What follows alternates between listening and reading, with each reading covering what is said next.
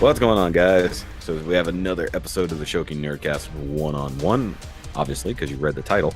And today, I have another fellow Southern nerd down here. We have Transformers Jesus. It's which, me. which actually works with your name, Primal Sabbath. Doesn't it though? I never really put those two together. Whenever I came up with the name long time ago. Actually, this is my Xbox Live name. I think from like 2007. I've had it since. Yeah. Um, Mine but is yeah. actually Shoky 01, so it's actually not that different. Ooh. It just rolls over. It's just the brand, like keeping the brand alive, keeping it Yes. relevant or whatever. Transformers Um, Jesus over here. Now, you've actually technically been on a Nerdcast before. You came in on my Friday open Nerdcast once, and we bullshitted forever. yes. And Yes. that was a 5-hour podcast, man.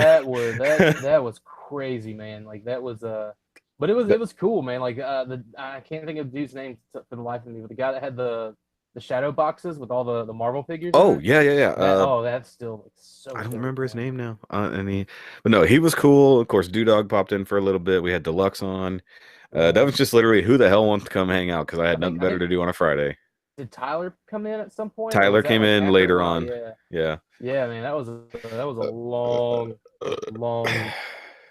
ordeal. Yeah, that was a fun time though, because it just got a whole bunch of random people. Unboxing Art was there for like a short time after he got home from dinner with the wife. But no, that was a lot of fun. And obviously, I'm on your podcast every now and then on Off the Runner. It's Uh, I feel like it, that's a shared community it's podcast gone because it's like gone it's more to Chris lately, but yeah, I bounce it back and forth, technically speaking.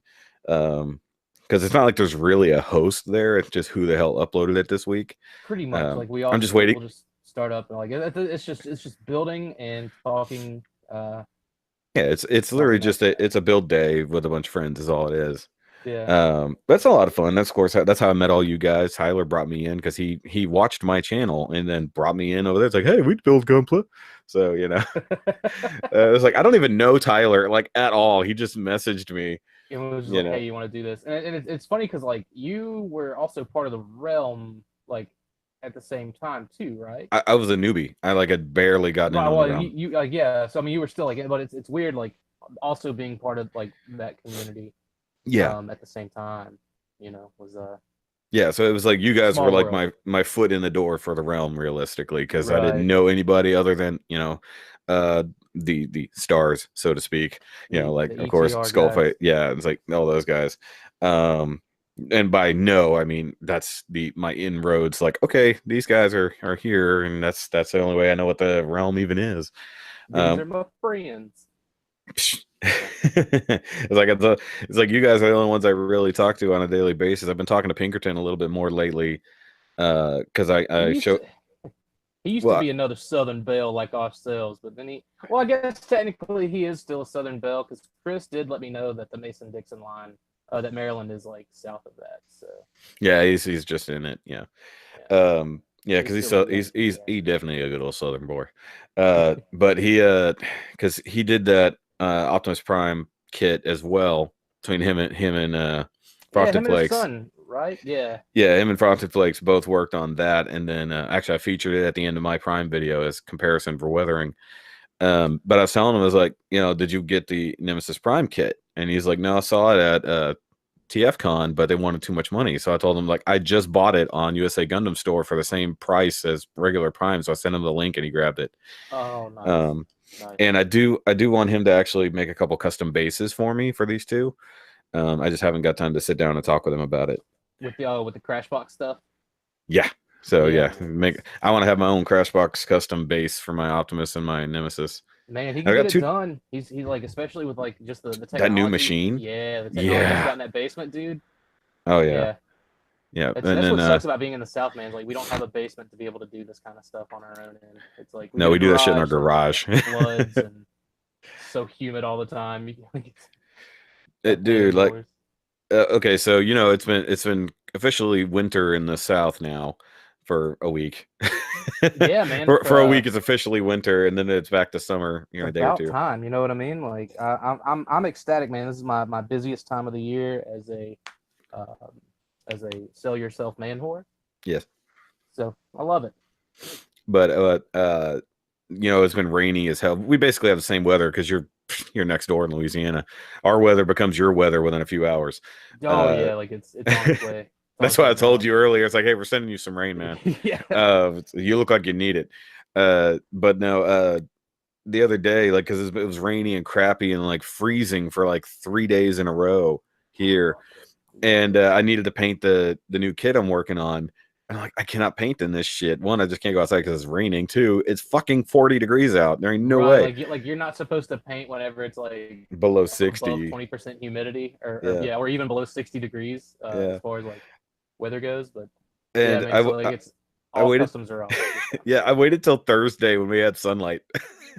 It was like I it was sunlight and up to 60. It was like, I'm going to paint now. I do a lot of like most of my customs are all brush done. I just do super thin brush layers Yeah, yeah. on everything. Um, so like I can get away with doing it in the house, but like as far as like a spray goes, yeah, it's like that weather's gone. It's like a small window. It's like from from March to May, you can get it done. But Unless it's too hot. anytime Yeah. other in the year, it's too hot and humid, or it's like too cold and wet. Yeah, So it's like, you're either good glazing or orange peeling depending on the weather. And yeah. I've gotten lucky. Tamiya paints are incredibly forgiving. And Mhm. I did just the one I painted the other day because I was in a rush because it was still cool, but I was doing it in direct sunlight, so it was a little bit warmer. Um, Right. I literally like I had everything laid out that I was painting silver, which was seems like half the fucking kit at this point. And I sprayed it as fast as I could. Some of the things got a little bit heavier coats than intended. Some of them got a little bit lighter coats than intended. And one or two pieces looked like ass. Like I was like, good God, this is terrible. Like it looked Yes. like it was gonna Yeah. it looked like it was gonna orange peel like a motherfucker. So I took it inside. I took the hair dryer to it like I do regardless. And then the couple pieces that were undersprayed, I went back outside and finished them off. But dude, like almost all of it leveled out. Oh, nice. Yeah. See, So like I think it's because it was I warmer use inside. the brush application with a lot of Tamiya paints. I mostly use Tamiya and testers. Very seldom I'll touch something like Vallejo. Vallejo. Um, Vallejo. Vallejo, Exactly. Vallejo, It's Vallejo. Vallejo. Yeah. That sounds like a So gas like station. but like I do have some of those as well because like there's just some colors you can't get in Tamiya or testers, and like I'll dabble in Citadel paints as well. I've heard good things Um, about Citadels. You just gotta have the proper yeah, usage for them. it's yeah, like you gotta like they have a little like kind of chart layout. Like there's a base for like every single color, and if you want to go with one of the other colors, you just layer it on top of that. Like they have a really good color catalog in my opinion. Yeah. Um, Because I mean, but you've seen it, but like just of course autofocus is turned off. But you've seen the prime. I mean, the only thing that's technically painted with spray is the silver and the red for the axe, and yeah, it came out fucking good. And then I dry brushed everything else. I was hand painting, or I was using Gundam marker to paint a lot more. But that just never is even coats anymore. So I just fuck it. I'll pick up a Tamiya can. I'll get 20 I minutes of work done. speaking of Gundam marker, like I use this little thing right here. This was Damn the it, Prime. GM 301. Yeah, the GM 301. Mhm. And I have the Mastermind Creations Tyrantron, the More Than Meets the Eye Megatron when he became an Autobot. Yeah. And he's got the sculpted in like I call them chest hairs. Yeah, Uh, the curly cues. yeah, the curly cues, but they weren't painted. But like it's sculpted in, dude. You I just hit went that. in with the marker. Yeah. That's the thing. I just let it run. Yeah. Like Oh, this is kind that's of the like the pore type panel line marker. That's what it yeah is, right? yeah, this is the I don't know. I just know it's the It's 301. super thin and just goes bloop and it goes out. Yeah, Yeah. you depress it and it'll just run the Yeah, length of the. that's the pore type panel line markers. That's what I use on I everything. love it.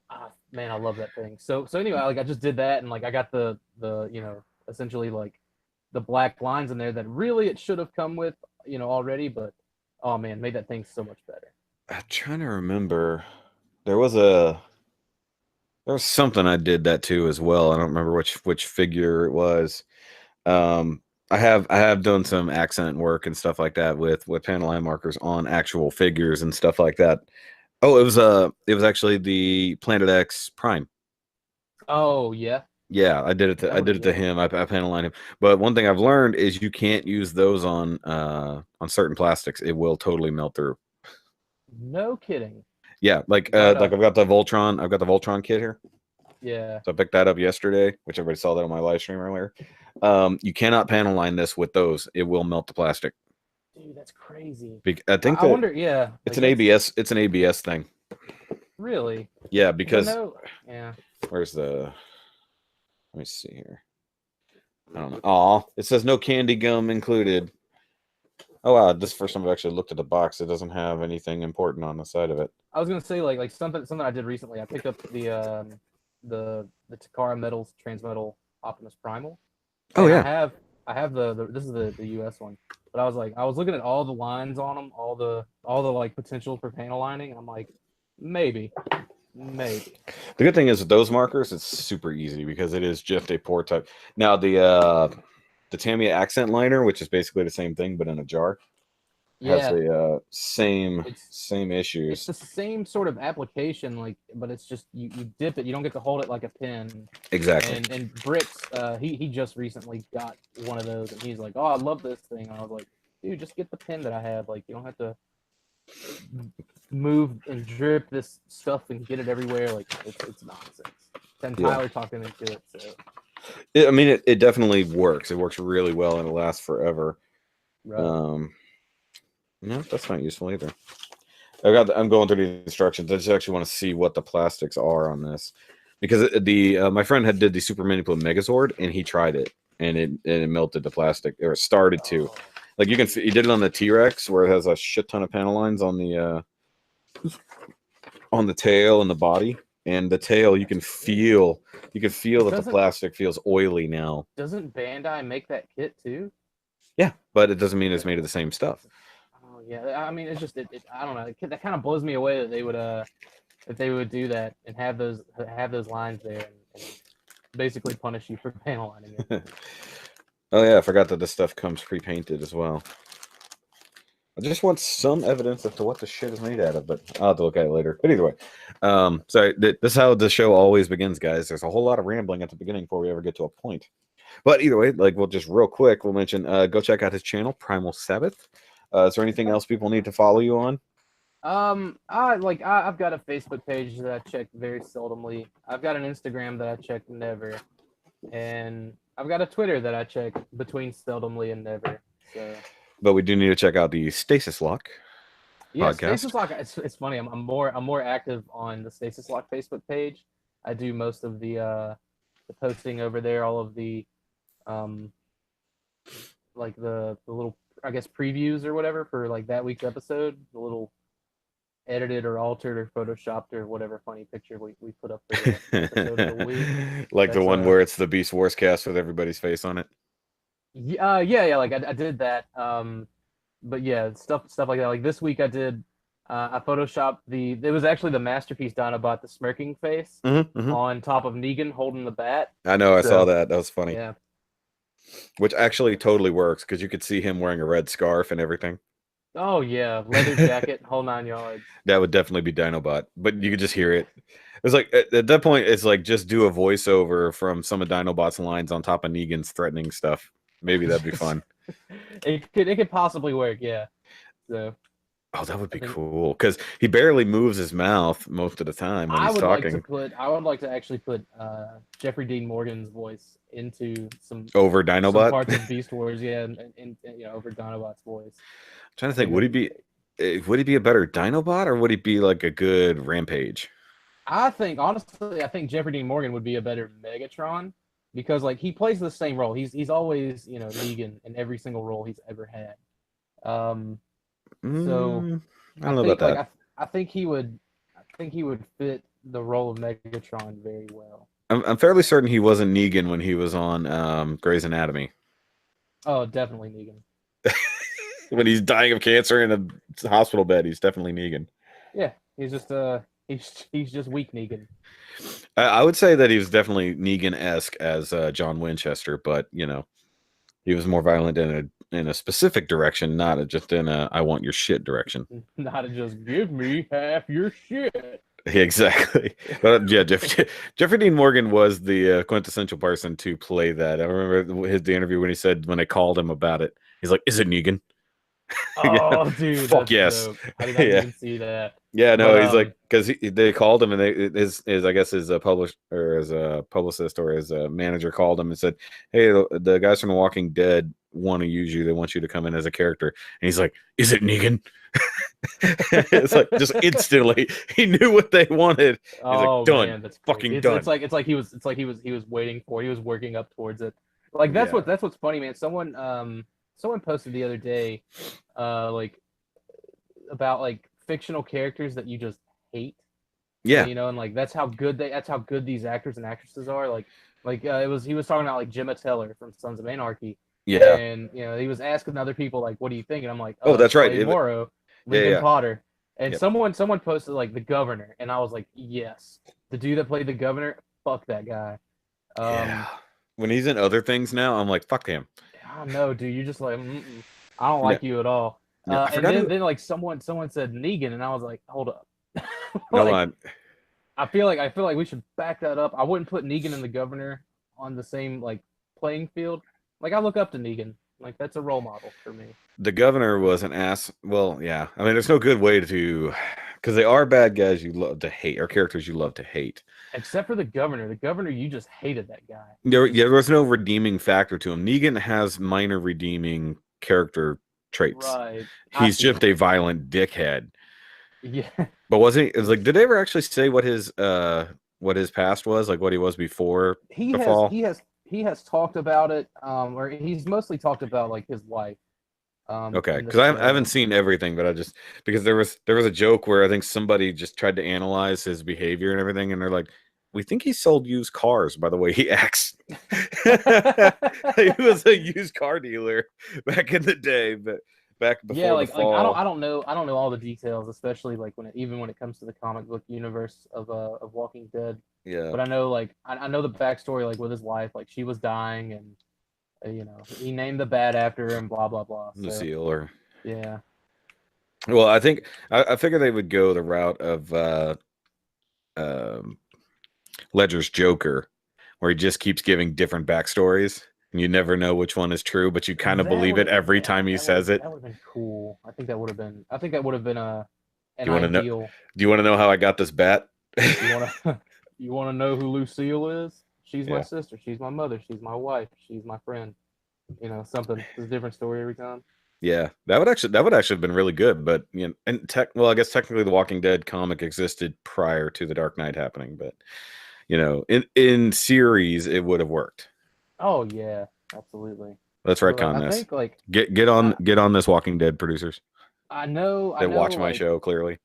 my buddy Greg from Mercy, he had talked about um like how things end for Negan in the books, and how Hmm. he basically he ends up helping him out like later on, and he gets a new lease on life, and he's like, well, that's a whistle and Dixie, and he just like walks off into the sunset. So I don't know if that's how they're gonna do it, because like we don't have Rick anymore, we don't have Carl anymore. Well, yeah, the TV series has gone way off the Super. original base at this point. I mean, they were never entirely on the base, but they were close. They were near. Yeah, They were a couple. They were a couple inches off base and never quite touching it. But baseball yeah. So analogies. Sports. it's not too bad. No, no, no. We haven't watched it in like 2 seasons. So we like Oh man, the yeah, like season. The season where they first introduced Negan was where we left off, and we just that's like the two seasons that follow that are very very slow moving. yeah. But I mean, so was the farm season. But that I was the don't know. I point. It felt like was there it was was the enough that lull. I felt like there was enough that happened during the farm season Yeah. that there wasn't really I don't know. I had no complaints about the farm season, but like the But second is either the second or third Negan season, I was just like, Jesus, let's move this on. Like well, this would be this too would much be of the third, nothing is right? happening. This would be the third because last season was all out Yes. war, right? Yeah, so it was Tech, the it was the all out war well, season. like half. Okay, so half of last season and like almost all the season prior to that, it was just nonsense. It was nothing.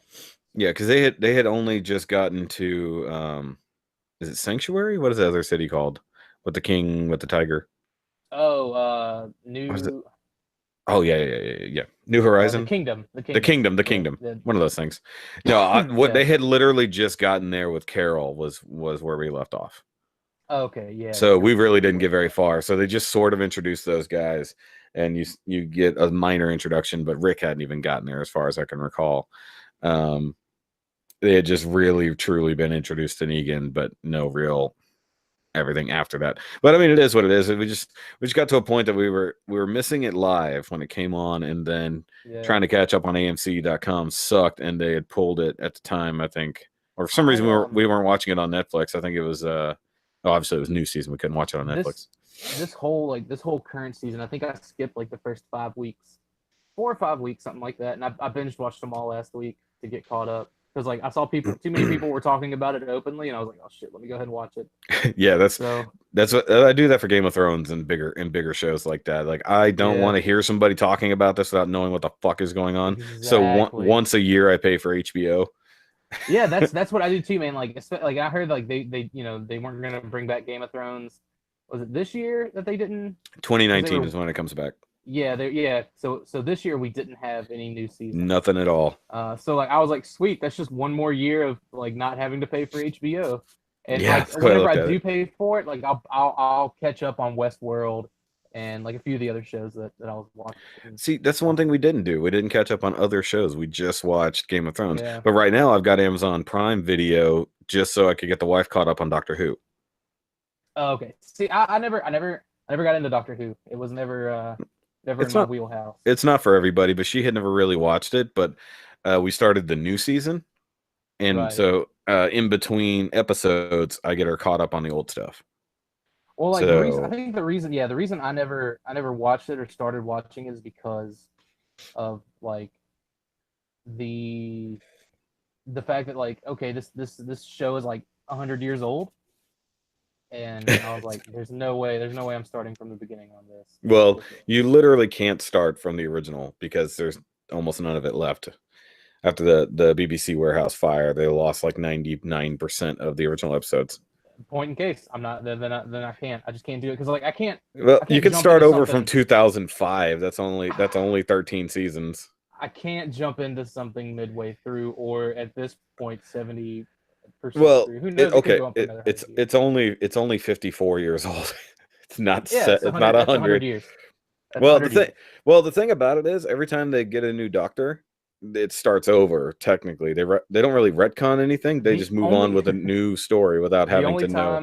the only time I can get behind a refresh like that is when it's American Horror Story. Well, So yeah, it's well, that's actually a really like. There's almost no connective tissue at all on that, right? what American? No, it's very it started out kind of not really connected, but like as But the seasons have gone on, it's like okay, you know, this is connected with this, and then now this gets connected to that, and now that's connected to this. So you start to see the bigger picture of how everything's connected, well, it is and supposed to be it's like the really nine good. circles of hell, isn't it? That was like a theory that I think the creator was just like you may be onto something. So I think this was season 8 this year. So I I think think so. If they go season one more and 9. that's it, yeah. Yeah, supposedly they're only lit for one more season, and that'll be the last one, and that may bring everything like that may touch on everything because like But right now everything's just been sort of, you know, like yeah, you take the little thumbtack and the string and you can draw it to, and multiple things connect to multiple different things and they also use a like lot of the same actors every season, right? Just they're not playing the same role, right? They're just right this season they had a few actors that played multiple roles, oh wow. which was interesting and it worked. They weren't playing the same role at the exact same time necessarily. But Apocalypse was I thought it was good. I thought it was too short. Like normally, like I'm used to, It more does. than It eight seems like it was episodes. short.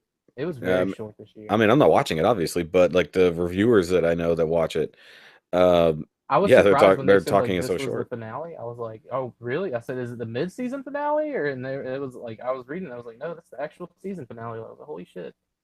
Weird. Yeah, So, we're so used to mid-season finales now when we actually get a short season. Well, you got to think about that. Game of Thrones was only 8 episodes last year, 9 episodes last year, isn't it normally and though like 10 or 11? So it it's wasn't that. 13. It was Okay. 12 or 13, but the Yeah. next year is only going to be 6 episodes. I'll be honest, dude. Last season of Game of Thrones, I wasn't like I was like, man, I wish I would have just binged this because like a bunch of nothing happened for Yeah, like half of that season. it was just all placing the pawns is all it really was. Yeah, that's all. But it was next season, every episode's going to be like a fucking epic movie because it's just going to be battle after battle after battle. It's gotta So, yeah, I mean, it's probably going to be the most expensive season of TV ever.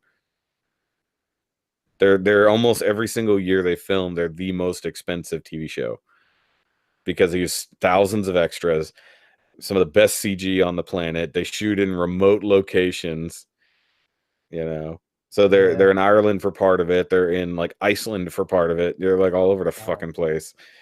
Dude, that's what happens when you're making that HBO money, though. Yeah, You or got Spain. that HBO budget, I should say. When they shut down that entire chunk of that city in Spain to film the walking scene for Cersei. Crazy. You know, and they said they had to like pay everyone to not talk about it. Like, you got to think about that. They had hundreds and hundreds of witnesses that were there that had to be paid to shut up. The whole thing in like businesses that probably got paid and to have a body double walk down that street because she didn't actually do that. That wasn't even her tits. That doesn't surprise me. I heard she's kind of a C word, like in real life. Yeah. Lena Dunham. What's her last name? Dunham. Yeah. Yeah. Well, there's the other actress who has a name very, very similar to her who definitely is one. And I always think it's her. And like, no, wait, that's not her. Yeah. Maybe it's something with chicks named Lena. Like, just don't. Yeah. That's probably true. Has something to do with it. All right. Well, we'll get the first. That was the intro, guys. We always have like a 20 to 40 minute intro of just bullshit. That's unless you're me. Except for me and Joey, we had like an hour and a half long intro, but I cut a lot of it. But either way. God. All right, guys. So the Nerdcast 1On1, of course, works as a 5-question basis usually. Of course, we get a personal question for each other, a nerd question for each other, and then a general topic for us to bullshit about. So basically, the end starts out a lot like the beginning, but with an actual point. But as usual, the guest gets to go first with their question. That way, I also have time to think if I don't have enough preparation. All right, cool. Right, so wait, I did have... Hold on. Before you go, I had one question non-related to the thing. Okay. How far into your manifesto are you? How far into my manifesto? Just you're all Unabomber-ish. I had to. Oh my god. I never drew the correlation, but like the fucking sorry man, the long hair, the beard, the glasses. I'm about like you're like 30 pages into your fucking manifesto, aren't you? Yeah, I'm about 2 weeks out from goddamn Trump, goddamn Hitler, just fucking burn it all. Don't burn it all. What set fires to the swamps. Yes, exactly. I've been holding on to that since the beginning when I called you fucking Transformers Jesus, and I was like, okay, I've got to get the manifesto in there before we get it. I've gotten Transformers Jesus, I've gotten Plastic Jesus, so it's. Well, you're not Jesus Yamato. You're not Jesus Yamato. There was a deal like at TFCon picking up those grails, and Brian Brink was just like, he was like, dude, you look like Jesus and you got some grails. I was like, that's awesome.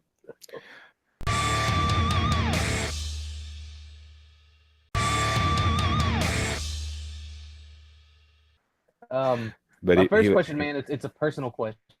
Okay. What's the absolute wildest thing you've ever done? Like TP a house, dump in a bag and set it on fire at someone's porch? Like what's the craziest thing you've ever done?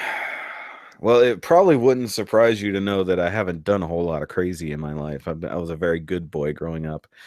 Oh, yeah, me too. You're from Louisiana. I don't believe that for a fucking second. I'll share mine after you share yours. Are we talking physical damage to objects, cost to people, or moral judgment problems?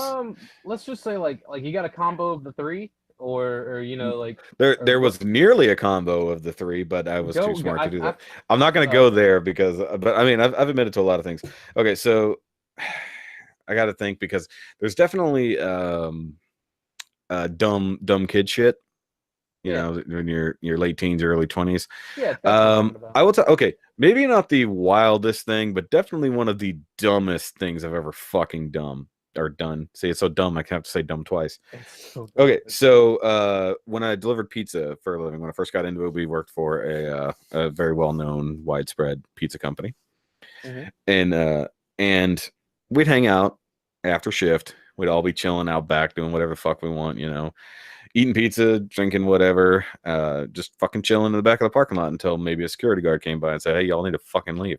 But if we ever had no loitering. We work here. But if there was rainstorms, there were places that would puddle like a motherfucker back there.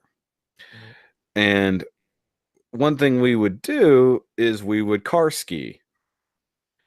So I had a car that my old car was like perfectly the right height and everything like that. So what we would do, and kids, please don't do this. This was really stupid, and people did actually get hurt. My friends would hold on, like I'd have my window down, I'd be driving, and my friends would hold on to the inside of my door panel and just crouch down with their feet out in front of them, and then I would drive the puddles, and they would literally be skidding across the water at 40 miles an hour.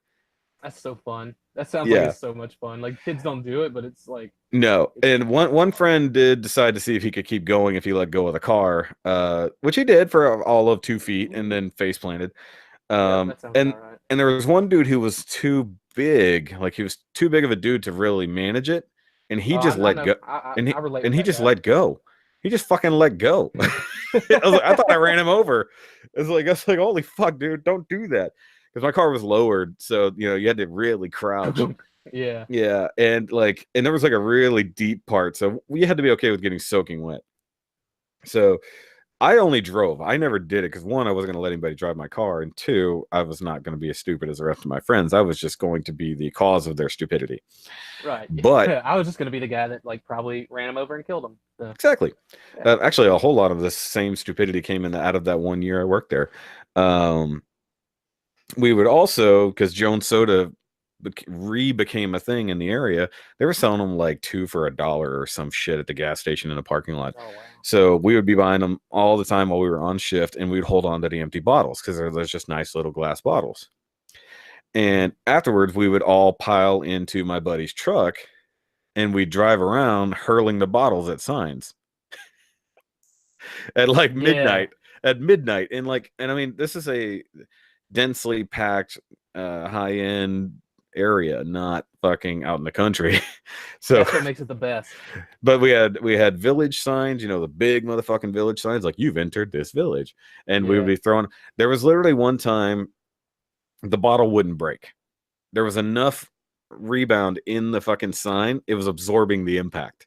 So it kept hitting the sign and just dropping. And so we'd go back, pick it up, and make another pass. And that's how you got caught, right? No. Okay. It just took 4 fucking passes for it to break. And then there was at that point I would have gotten out. I would have stood there and just kept throwing it, that's what it took. My buddy got out of the fucking truck because it was his. He was throwing it. He's gonna make sure that bitch breaks. He got out, walked up to it, and fucking threw it from a foot away. Made sure it's shattered, and then ran back to the fucking truck. And we did that for a long time until it wasn't cost effective anymore. But we would save up for weeks. We'd have 2 or 3 weeks worth of bottles in the back seat of the car, and we'd go around for 3 hours doing that shit. At no point would the sheriff or police department just look into why are all these why is all this broken glass at all these signs, and what you kids got back there? Yeah. But what's really funny about it, because of course you're a Halo player as well. You know how you get real good at hurling stickies at people and just nailing them. Actually, no. I'm a. You suck at that then. Okay. Precision shooting, I'm all about perfect shots. But sticky grenades, I fucking throw like a girl in that game. So. Okay, but my point is, if you get used to it, you're judging your distance, you're leading, you're doing whatever. So imagine doing the same thing but with a glass bottle. So you're moving. Mind you, we were driving by the signs. We weren't stopping and chucking. So the idea was trying to get better at our aim. If you missed, fuck it, you just lose a point. But if we got to the point that we were hurling, we gather, yes, we were definitely littering. We apologize for that. We were getting so good that we were hurling shit from the driver's side over the car and hitting signs while moving. You know, Oh man, we're like redneck shotgun level of fucking rolling around and nailing signs, except there's no real damage, except if anybody has to step in the glass. I apologize if anybody ever cut their foot. Sorry for anyone. Sorry for anyone who had to. I'll give you the name of the person over that. I'll give you the name of everyone else involved. And you can retroactively. But that all gonna pay like $50. So in that same era, there was a night we were all hanging out back, and we decided we were going to go eat, or I don't know what the fuck we were going to go do, because I ended up not going to go do it.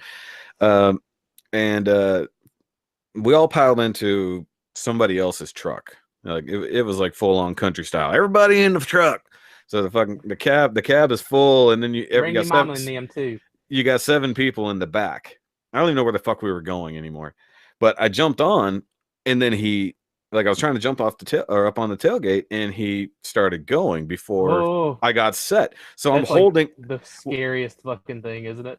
Oh, it gets worse. So like I didn't get a chance to step over into the bed of the truck. I was only on the bumper and holding on to the thing, and he's going. I'm like, fucking come on, let me in the goddamn truck. And he wasn't paying attention. He couldn't see. And so I just have the bright idea. Mind you, I'm like 19. I said, I'll just jump off. I was just like, okay, fine. I can't get in. I'll just let go. So I didn't let go of the tailgate, but I had it in my mind that, I can run as fast as this truck is moving. Yeah, absolutely. So I hop off the bumper, still holding onto the tailgate. I can't run that fast. I figured that out real quick after the first step didn't happen. And so now I am being dragged by this fucking truck. You're not gonna get any footing from that. No, it's not gonna happen. No. It's that whole depth perception of like, we're not really going that fast. I could do this. Yeah. And like you see the road from a distance, and you're like, oh no, that's not fast. I can keep exactly. And then you look at it at your feet, and it's just like 100 times sped up, and it's just like, oh shit. Yeah, and so I'm being dragged by this. Mind you, it's only like parking lot speeds, but still, and like. As I'm yelling stop, and he can't fucking hear me, and then somebody, obviously the people in the bed of the truck saw what happened, and so they're yelling at him, banging him, stop the fucking truck. And so he finally stops after about, I don't even know how far, 50 feet maybe. Yeah, still, and that's like 6 miles when you're in that position. Exactly. And he finally stops, and I let go, and I'm just like laying on the ground in a puddle of myself, and like I get up. And I think I had like just some shitty Pumas or something like that, like not even great shoes. And like my foot. I'm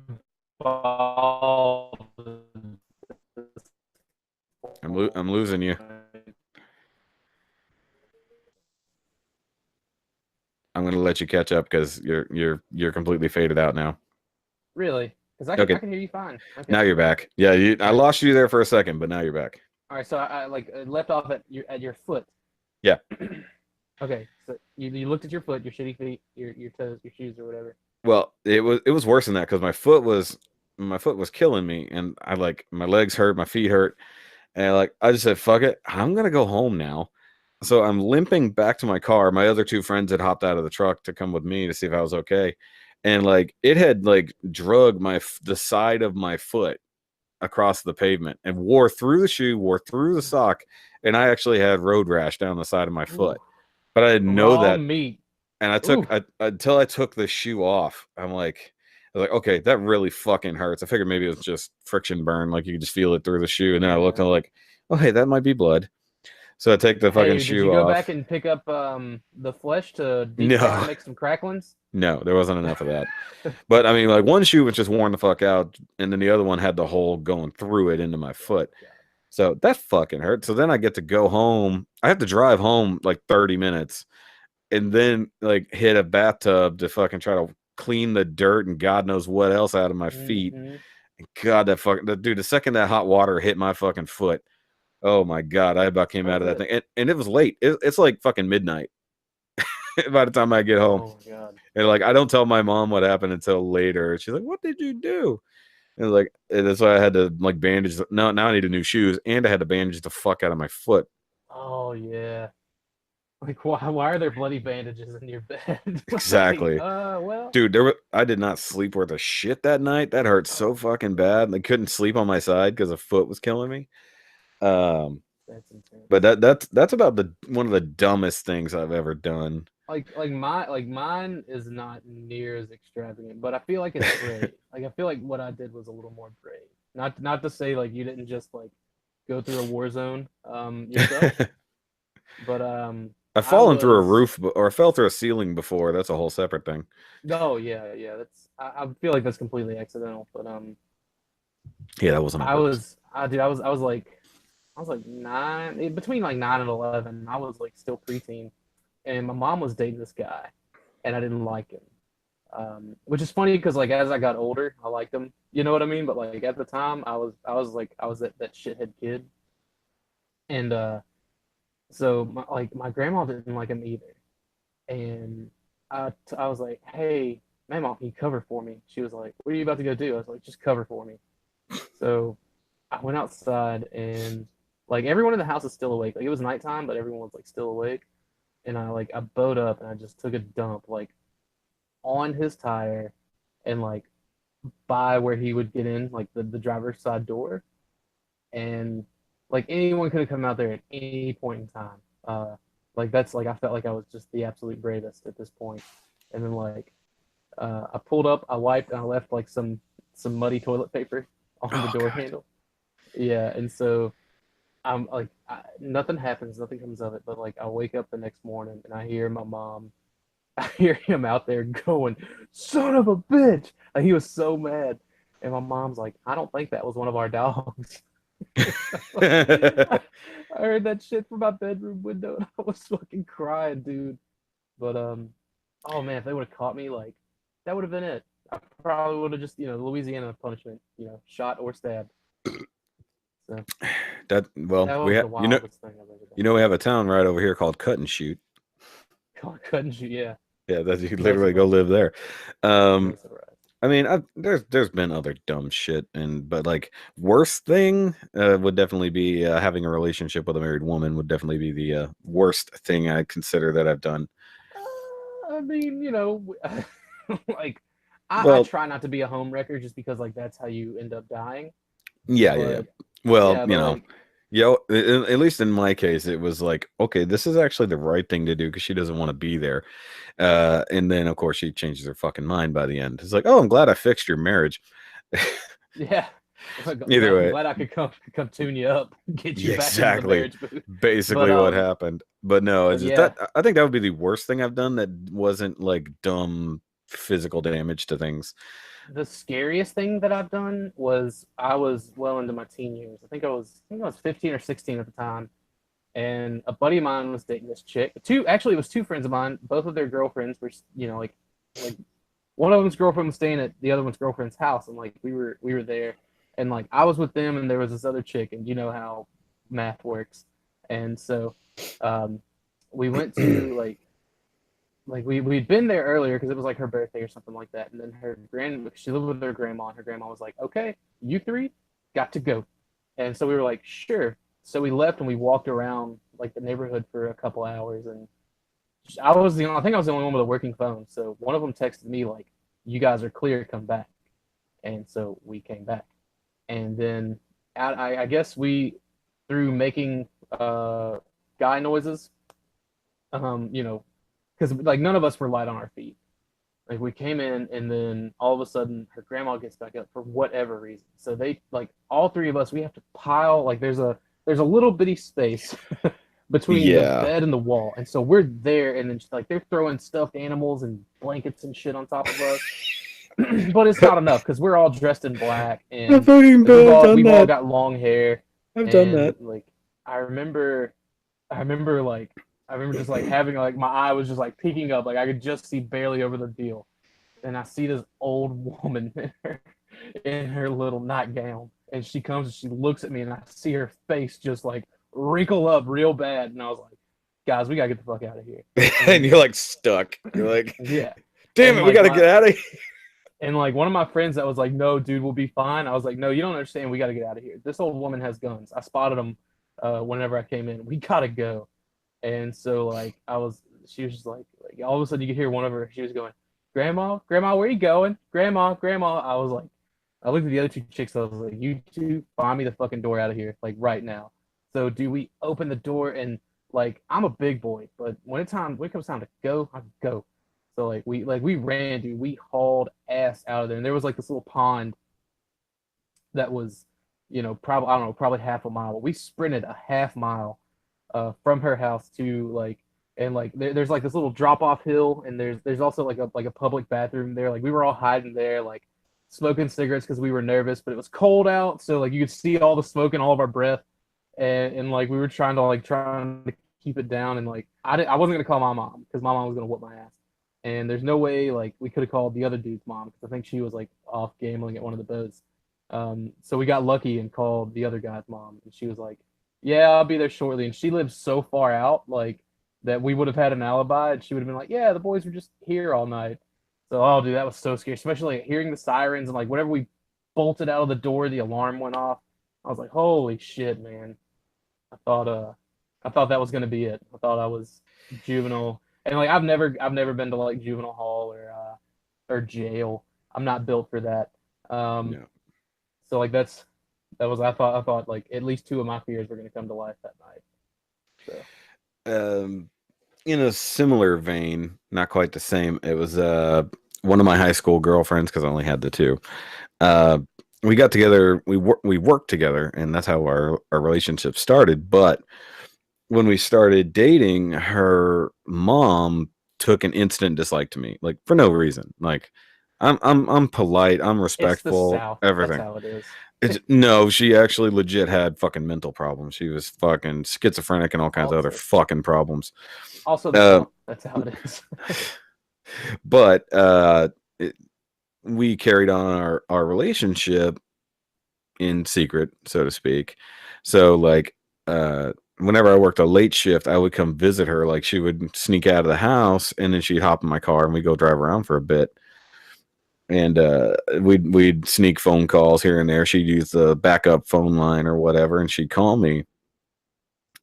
And there was one time we had this. She had gotten hurt, like they had horses, and she got thrown off of one of her horses and got seriously hurt. And so she called me to let me know what was going on. And her mom interrupts on the fucking phone. Like she comes in on the secondary line or whatever. I'm just telling a story. Hey, you're back. Yep. All right. So you were driving around for a bit. Okay, yeah. So you missed a lot of that. That's okay. Um, did your phone ring? Yeah. Fuck yeah, man. It's okay. It happens. Either way, okay. So we drive around and we'd visit or whatnot, and we'd talk, and then she would call me in secret on their backup phone line. Um, but they had horses, and she got thrown off of it one day, and so she got hurt, busted up her fucking leg, her arm, all kinds of shit. And so she had called me to let me know what was going on, and her mom, of course, being the wise of everything, fucking picks up the other line and tells me, "You don't need to call my daughter anymore. You don't need to worry about her being hurt." And then fucking hangs up, and we're just like, "What the fuck? Like, what just happened?"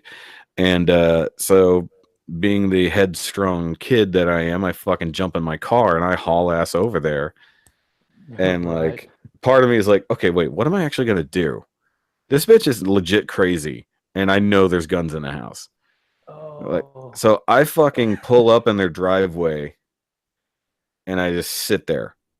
It's a long-ish driveway, so they can't necessarily. I turned my headlights off. I did all that shit, so they didn't necessarily see me out there.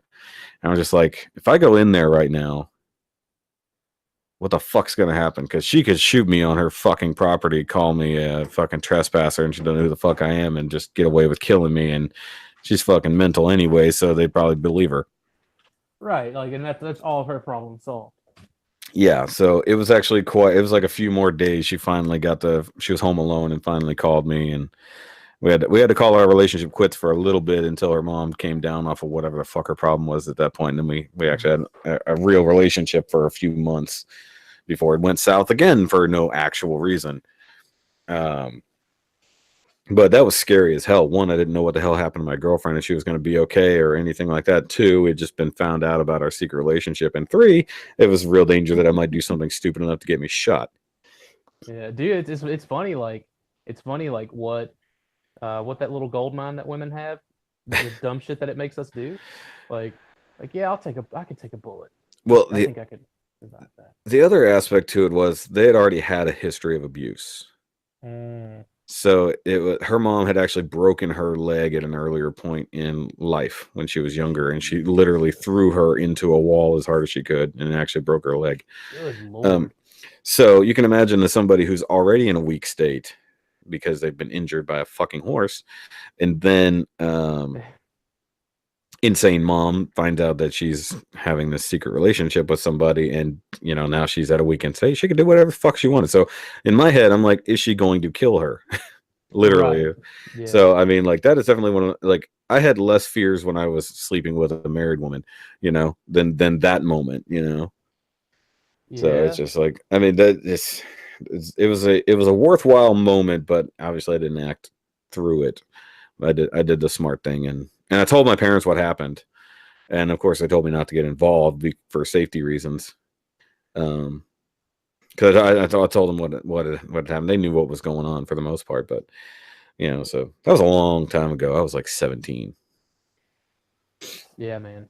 It's how naive we were.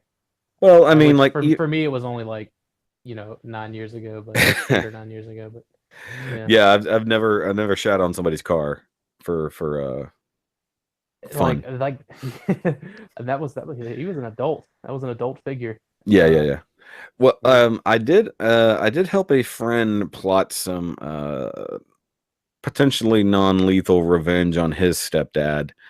He never acted on it, but it was actually, we had a whole lot of like great ideas of what to do to fuck with him. Like almost like movie style, like kids fucking with their parents situation, but like take it up a notch, like and I might delete this particular stretch so nobody will try to do it.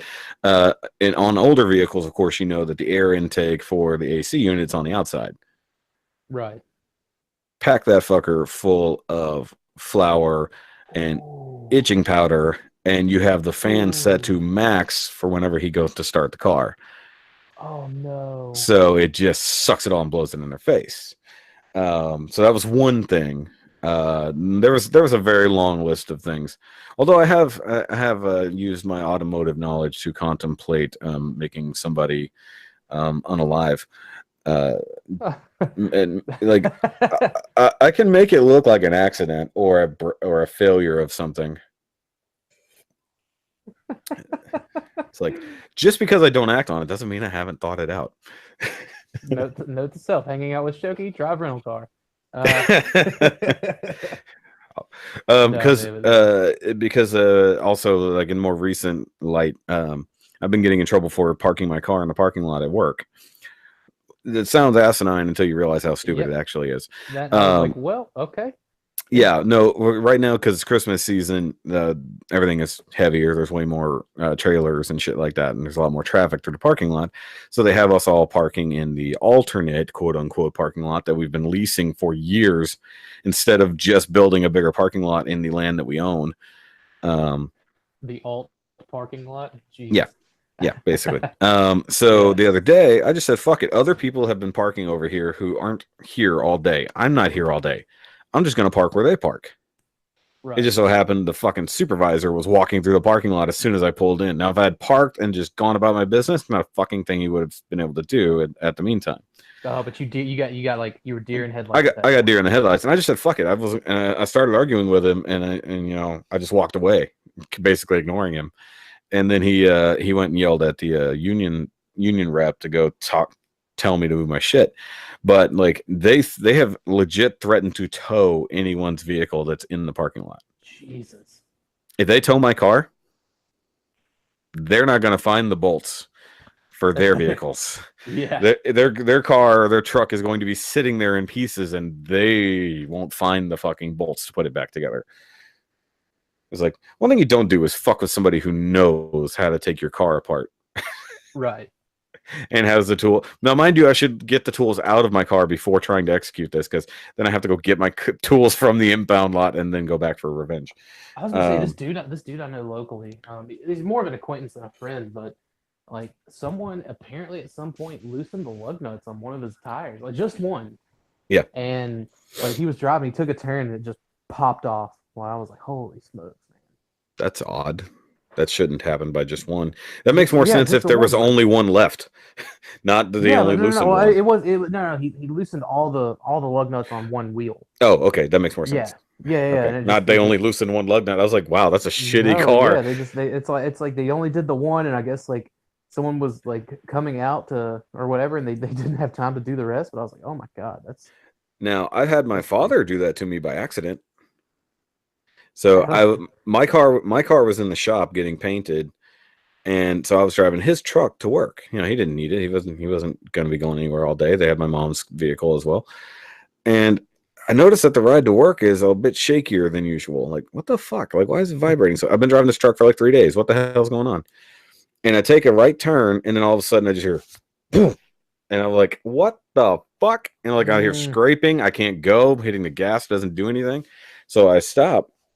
And I get out and I look, I'm like, motherfucker. Like one of the wheels is just flat gone. I'm like, what the fuck happened? And I look and the brake drum is in the middle of the intersection because it had come off. And then I look in the opposite ditch, there's the fucking tire. Oh. And this is a major intersection. Yeah. What he had done, he had forgot lefty loosey, righty tighty? No, he had actually over tightened the lugs. So he had aluminum wheels. Ooh, yep. And you only tighten it to, tight enough, basically. Right. And if you don't have a torque wrench, you just tighten it as good as you can and leave it.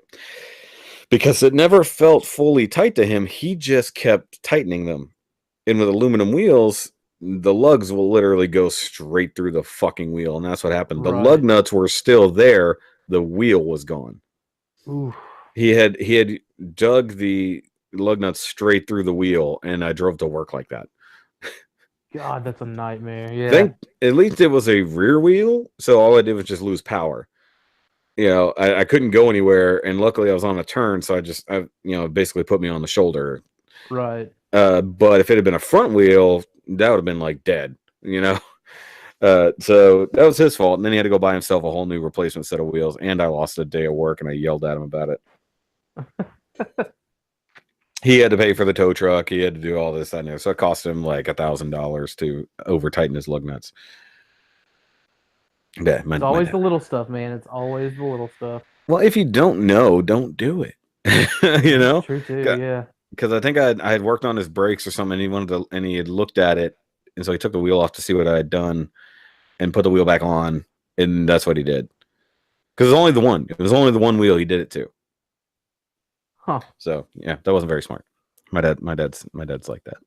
But he's super old, so I guess that's what happens when you get super old. Back in my day. Yeah, basically. Yeah, because my dad's 85 this year. They made the wheels out of steel. Most days they still do. Yeah. But he didn't know that they were aluminum. And of course he somehow didn't notice the metal shavings coming off as he was tightening it. Ooh. Crazy old man. Tried to kill me. It's like, is this what you do to try to get me out of the house? Like, all you do is ask me to leave. Well, I did move out like later that year, so I guess it is what it is. Yeah. It worked for him. Yeah, down the line. It only cost him $1,000 and fucking up his truck. He's just sitting back at the house in his recliner. He's like, yeah, it's worth it. Well, the funny thing is, because we were looking at the brakes, because the back brakes weren't great and needed to be replaced. Mm-hmm. And the irony that it came off that wheel, and then he ended up fucking up the brakes because of it. So he had to do a brake job anyways. Yeah, he just took the long way. He took the long way around. Yep. So, all right. Well, that was a good question. That was a fun thing. Now I got to come up with something for you. I had something and then I forgot. Oh. Yeah, man. I had to come prepared because I'm bad at asking questions. No, that was actually a good one though, because some people don't go there. Plus, I did the other one last night, so my brain was focused on that. But I guess I can kind of roll it into this. You had the ability to meet some of your heroes when it comes to the things you love. Correct. Fortunately. Very fortunately. Fortunately. Because a lot of those guys are getting old now. Like even the Beast Wars I was sort of actors, it's going like, there because yeah. I was going through your photos and stuff. But who who's at the top of your list for people that you have gotten to meet that you love whatever they've done and you've got signatures, whatever, and also who's at the top that you don't have yet? Oh man, like the one that's at the top that I don't have yet, uh, which technically I do, but it's like I didn't get to meet them to get it. I bought it from a friend that just had a bunch of things that were signed by him. But it's Scott McNeil. Yeah. Fortunately, my buddy Brett, who does Stasis Lock with us, Megamus, he extra stuff, and he sold me a sealed smooth bubble Dinobot that had Scott's signature on it. So like at least I have it. But I'm a huge Dinobot fan, like huge. So like at least having it is great, but I still really want to meet Scott McNeil, and like he did half the voices on that show, anyways. Yeah. Well, at least a quarter. Yeah, yeah, dude. It's so like so being like I've got so like if I'm ever able to make it to a con where he's at, like I've got like I'll have to like bring like a wagon, like Yeah. just to bring all the stuff that I want him to sign. You should well, obviously they have the signing days and then they have the interview days. Like you might as well go all balls deep and try to get on for an interview. Try to get like a press pass or something like that. Yeah, it's like Yeah. TG Omega always gets every year at MetroCon. Yeah, You might have to. I think he like knows somebody, or like He he does. helps out with that to some degree or something like that. But, He like if does. that's something I may have to like try to pencil in MetroCon next year because I'm sure Scott will be there. Yeah, But unless like he's I busy may with a have to do movie, that. he should be there. Yeah, Right. he's only missed So one. yeah. He's only missed the one, and that was because of fucking Woody Woodpecker of all things. Oh my God. So But no, but yeah, like it's definitely Scott McNeil. Like I want to meet that dude so bad because like like I've it. met a plethora of the other Beast Wars voice actors and they've all been so great. They've all just been aces. So who's in that same vein? Who's missing that you'll sadly never get? Um, the guy that did Rampage, Lane Campbell, he Oh yeah. passed. He passed in 2014, I think, early 2014. So it's like, I've got something that like, whenever the club did their exclusive depth charge, they had David Sobolov sign a lot of the carded versions of that, and I picked one of those up, even though I didn't get to meet David. Um, but like eventually, like I feel like David Sobolov is still young enough that I'll be able to eventually run into him and meet him. But not being able to have Rampage, the Rampage signature to go along with it. Um, Didn't the voice actor for Megatron pass as well? no, David K. He's still with us. Oh, David K's still around. Okay, for some reason I Yeah, thought yeah. he was gone. No, I Uh, think the only Beast Wars voice actor, to my knowledge, that has passed has been Lane Campbell. okay. And oh man, it sucks. Is that fear I smell, Maximal? It's just like, oh, dude, it would have been so cool to be able to I meet got that guy. chills. Yeah, man, it's just so. But as far as um, the ones that I have been able to meet, because like now I've met uh, Ian Corlett, I've met Gary Chalk, David Kay, and Alec Willows, and Venus Terzo, and Okay, technically yeah. Sue Blue. She was the voice director, and she also voiced Transmutate, and probably uh, the second most emotional episode of Beast Wars for me. Probably the most emotional episode for everyone altogether, but because Well, of how intense Code of Hero is for me, yeah. it's always a number two. But um, I would have like, dude, Alec Willows was just so cool. Who was Tarantulas. Gotcha. Yeah, man, he I was don't know all the voice actors' names offhand, but right. But it was so cool. Like he meeting him, talking to him, and Ian was great too, man. Like, cause Ian he voiced Goku in the Ocean dub oh of yes. Dragon Ball Z. Yeah, so Yes, I like love that. I love him, yeah. yeah, and then like by the time I got done in Alex line, like that's when most of the people started pouring in. So like meeting Ian, it was kind of quick moving but it was still like he was still super into it, super nice guy. Like I don't want to say like any one is better than the other, but I really like Alec Willows.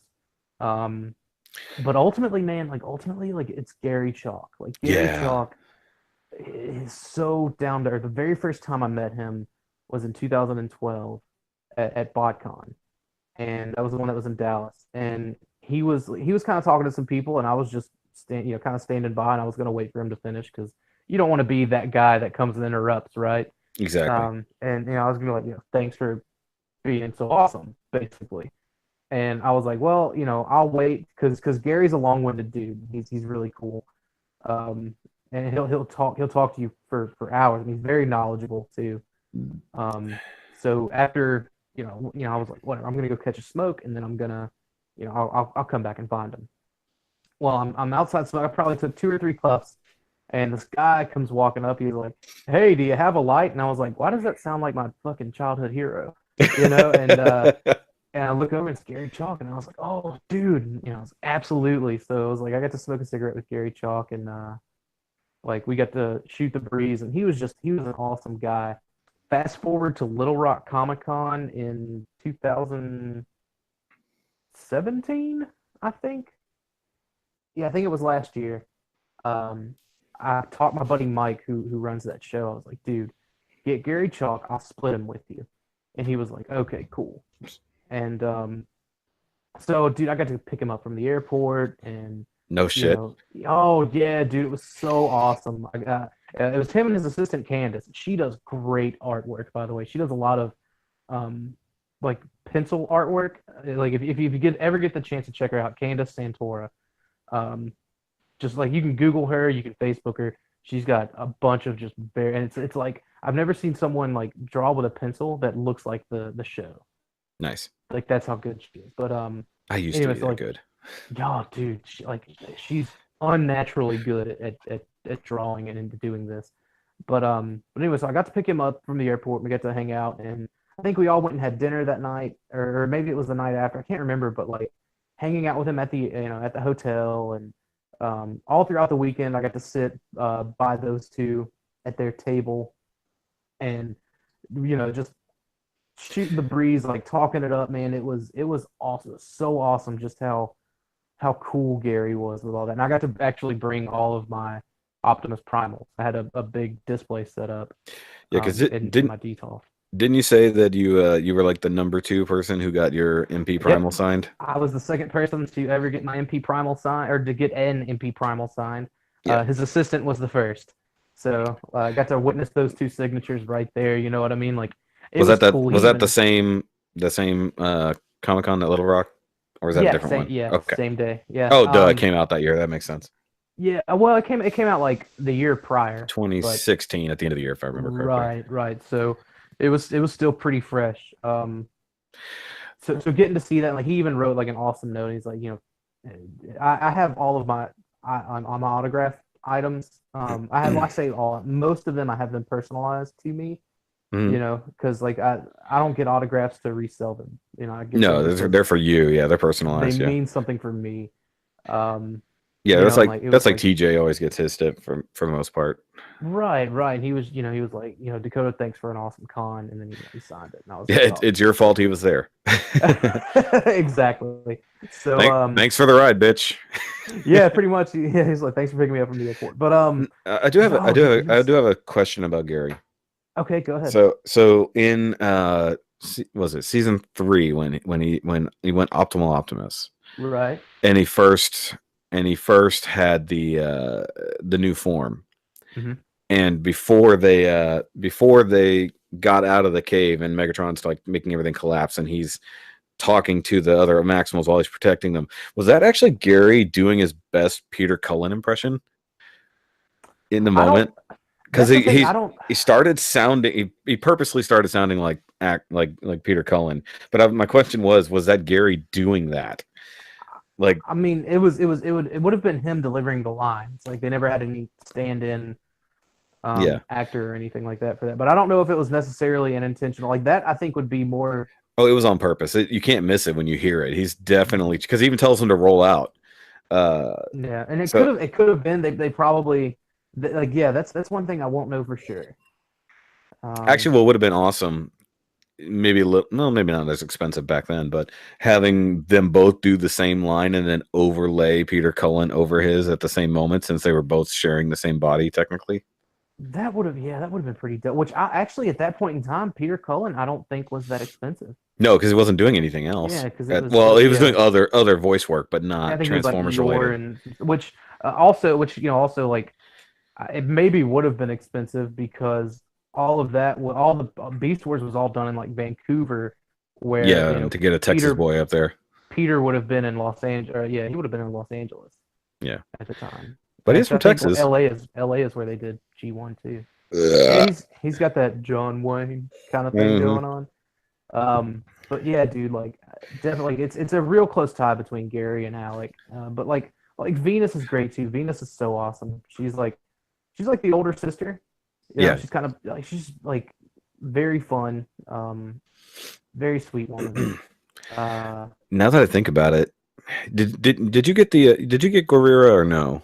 No, I did not. I've Okay, I didn't think you actually, did. yeah, I actually have But not. That's more or less a thing I have with Perfect Effect. Like, no, no, I'm not a I fan of didn't the think you would. robot. But no, because thinking about it, would you get an Optimal Optimus figure signed by both for the reasons that technically both primes inhabited the I would same body? actually, I would have gotten like if I had the choice, I would have gotten a Primal Prime signed Hmm. by Peter because I've always, even though he never had a voice, I always imagined Primal Prime to sound more like Cullen.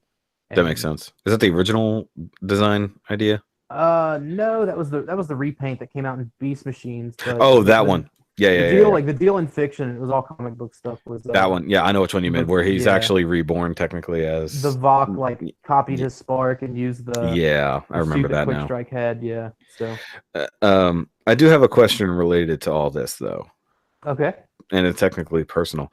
Why is it that Beast Wars means this much to you, that drives you with such an obsessive nature with it? That like I would like to I don't know if like necessarily blanket terming it, Mhm. like yeah, like obviously like, that was what I grew up with. But like even as a kid, I got to grow up with the Mighty Morphin Power Rangers, Gargoyles, X-Men the animated series, Yeah, Street you're Fighter. a child of the '90s. Yeah, but like but of all those things, there were only two things that really hit and stuck with me through all the years, and that was X-Men Mhm. and Beast Wars. And I don't know if it's necessarily just like like everywhere I went, man. Like I had I had Beast Wars toys, and then like that's what I always gravitated towards and played with the most. And even like it was kind of sort of split 50-50 with those and the Toy Biz X-Men stuff from the early 90s as well. Yeah, yeah, But it's just one of those things that like I think the stories for both of those cartoons were so compelling that they caught my interest. And it's like we see that now with cartoons where people are these companies are just like, well, let's just put some dumb watered down shit because we can't capture the imaginations or the thought, that we can't, kids aren't going to think. And like it's funny because like that's kind of in my opinion how it was back in the 80s. And the 90s rolled around, it was like, no, let's pull it, let's tug at some of these strings. more in-depth storylines other than just a toy commercial. Right, but it's like I would always wait for the next Saturday for X-Men because I got to see how the story ends, and I was able to even as a kid pick up on a lot of these darker and adult themes, and Beast Wars was very much the same way. I think it's because it helped me kind of tap into that. So like even even after I got out of toys and all that other stuff, and I got back into collecting Transformers, it was I started off No kidding. getting the movie stuff, and then it eventually like I got movie and classics, and then like I was like none of that means anything. Let's go back to Beast Wars, and like that's where it was just I got to get it all, So So it got into you in your formative years, but it was like the first, and I would say Gargoyles is in that same vein, but obviously you latched onto these two series more. no, yeah, But I mean like more, I still even latched onto Gargoyles. It's just like I don't think there was as much product for no, Gargoyles, you're right. I was about to say that. now or then. Yeah. Though I think Funko is coming out with a line of Gargoyles toys if they haven't already, Yeah. in that new character line and in the Disney Afternoon line. I think so. I think they're doing that. But I very recently went back and watched my 90s cartoon podcast. So I was like, oh, when we got to that gargoyle section, it was so much fun. But it would actually be great to get a new Goliath figure signed by David Keith. Oh, I know, man. Or like, Keith I don't David. know how much longer Keith David. I always say his name backwards. David Keith. I'm an asshole. But I like, say it backwards. Keith David, like, that's what I remember, like, being a Halo fan. Like, hearing the Arbiter's voice for the first time, I was like, dude, that's Goliath. Like, you know, like, oh, man. Goliath and Spawn, I would get, you know. So. Yeah, exactly. I would love to get, God, the Master Chief's voice actor. I can't remember his name at this point anymore. Downs. But no, get my actual legendary Halo 3 helmet signed would be great. And I've got two. I had a bunch of the McFarlane Halo toys, and I got rid of them because obviously Mattel picked up the license, and I like the way the Mattel figures look, anyways. Yeah, I had the Master Chief. I kept the sealed McFarlane Halo 5 Master Chief and the sealed McFarlane Halo 5 Spartan Locke, because I'd really love to meet Mike Coulter. Yes. And get his signature. Obviously he's badass as Luke Cage. Love him as Locke. But I would also really like to get Steve Downs' signature at some point. What I loved about Halo ODST and then into 4 and 5, where they actually had more character-driven stuff rather than just fight-driven, where they actually did very close, real renders to the characters. Like the actual actors, I should say. Oh, so Mike Coulter, mostly in 5. Yeah. Well, they did it more for him, but they started it in ODST with Nathan Fillion. With Nathan Fillion, it just wasn't great graphics. But the fact that Mike Coulter played Locke in the prequel movie, was it Forward Unto Dawn? No, that wasn't that was Nightfall. Nightfall, yeah. Yeah, that's right. That was fun. And then to see him actually in the game looking like himself, dude. I was like, dude, come on. It's been so long since I played Halo 5. I want to say the chick that voiced Olympia Vale, Laura Bailey. I want to say like they modeled Olympia's based off of Laura Bailey as well. Olympia. She was Trunks in Dragon Ball Z. Oh yeah. Kid Trunks. Sorry, yeah. I didn't know it. Yeah, I was like, who are you talking about? But yeah, no. But it would be fun. It's Steve something. Steve Downs. Yeah, Steven Downs. Yep. God, that man's voice. It's like him and that's him and Peter Cullen. Yeah. Steve Bloom, Spike from Cowboy Bebop, Starscream from Transformers Prime. I actually got his signature at BotCon in 14. Yeah. And it was so awesome meeting Steve Downs because he's done so many voices that I just love, like Wolverine, Spike. You mean Steve Bloom? Yeah, Steve Bloom. Yeah, he said Downs again. But no, yeah, you're right. Because I watched his interview last year with TJ Omega. It was the first year he finally got to interview him. Because he did him and Scott McNeil last year. So he got to interview 2 different Wolverines. And they asked him, hey, which one's the better? Which of you is the better Wolverine? But no, dude, Steve Bloom, God, his voice, dude, like his range is ridiculous. He was such a great Starscream. Like anytime I read Starscream in comics, I read it in that voice. Yeah, it's like because I listen to him talk and I'm like, I know how he talks that way because he has a lot of chest voice. He talks real low like this most of the time, and he actually has a little bit of high pitch in there, but you hear the rumble coming down from the bottom of his chest. I was like, how the fuck? Really got it, yeah. I know how he does it because I've been studying a lot of acapella singing lately, which I talked about last night on the other Nerdcast. Is like actually using chest voice is so different. So like it's like talking like this is just straight up vocal cords, but then you talk like this and you start using that bottom end of your voice. Not only are you projecting, so you're not talking loud, but everybody can hear clearly what you're seeing with a little more power. About that bass, no trouble. Yeah, it's like it just, but no, him. Well, him and Scott McNeil has got to be schizophrenic by now. What has he played? Like close to like 700 characters or something like that across all the series. Oh, I did see. You didn't see my post because you're not in the group. At Second and Charles, they got in some vintage toy stores entire fucking collection of like old X-Men toys, old Star Wars toys. Oh, nice. But they had oh god, what was the name? what were the dumbass robots from Reboot? The Hack and was it Slash. Hack and Slash? They Hack had and one of Slash, them. yeah. They had the red one, whichever one he was. They had that in package up on the fucking wall. One of those was Gary. If I'm Oh yeah, not he played one, mistaken. and then Scott. I thought he did. I thought Scott did both. No, Am I crazy? I Or think he pretty just sure did one of them Hack? I think pretty sure. Either way, yeah. I thought about buying it just in case I ever run into whichever one technically did the voice for it, because it's still in package. I was like, oh, nice. That'd be so much fun. Dallas Vintage Toys. I was checking their website a few months ago, and they've got a bunch of 90s X-Men toys, and like that's gonna be as soon as, because like I decided to expand my collection to Beast Machines as well. Makes sense. As soon as I'm done collecting all of Beast Machines, I'm going to focus on those 90s Toy Biz X-Men, because that was the next thing. Because I was at so cheap. They're so cheap. I was at Rodimus's house last night, and he has a ridiculous, like, my nerd cave looks like it's all Gundam for the most part, but I have lots of other stuff. His is all Transformers and then some Tokusatsu stuff, but then he also has like a whole collection of those old Iron Man figures, all sealed in box. But then he also has a sealed, that old Wolverine, Weapon X version where he just comes out of the tank. He has one of those still sealed with the helmet. They had the KB Toys limited edition version at Second and Charles, the one that has red pipes and wiring instead. And I was like, it's only $5. Do I buy it? Like, just to have it, even though it's not even remotely part of my collection, but it's so fucking cool. I mean, it's got some sun damage, but it's still fucking sealed in box. Oh, dude, everything that I get, like, it opened immediately.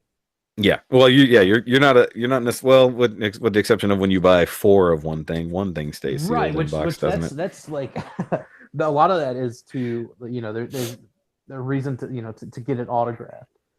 Yeah, no, that makes sense. But it's getting autographed for you. However, if for some reason you ever needed to liquidate, people would still buy the fuck out of it. Oh yeah, and like that's something I think, because I keep all of my masterpiece boxes. Mm-hmm. It's like I could meet Scott and have him sign all 4. Yeah, just the box. Yeah, the 3 empties and the one that's still sealed.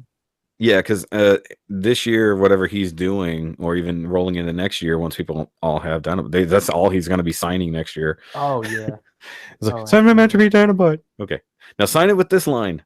Have you haven't gotten your storyboard binder thing signed yet, have you? No, because like I got that earlier this year, and it's like I don't know if I would want, like, I think if I'd want a signature on that, it would probably be Bob Forward's. Because he wrote and drew the storyboards, and wrote the episode, directed it, and all that. So I think it would be one to have him sign it, but then have all the actors involved, like just sign the inside cover. Thing, though, like Lane Campbell, like he's not there anymore. You can only get the ones that you can get, but that would be like awesome. Well, there was some. Yeah, everybody had it. Didn't everybody have a line in that, or were just most characters? Everybody had a part. I don't know if.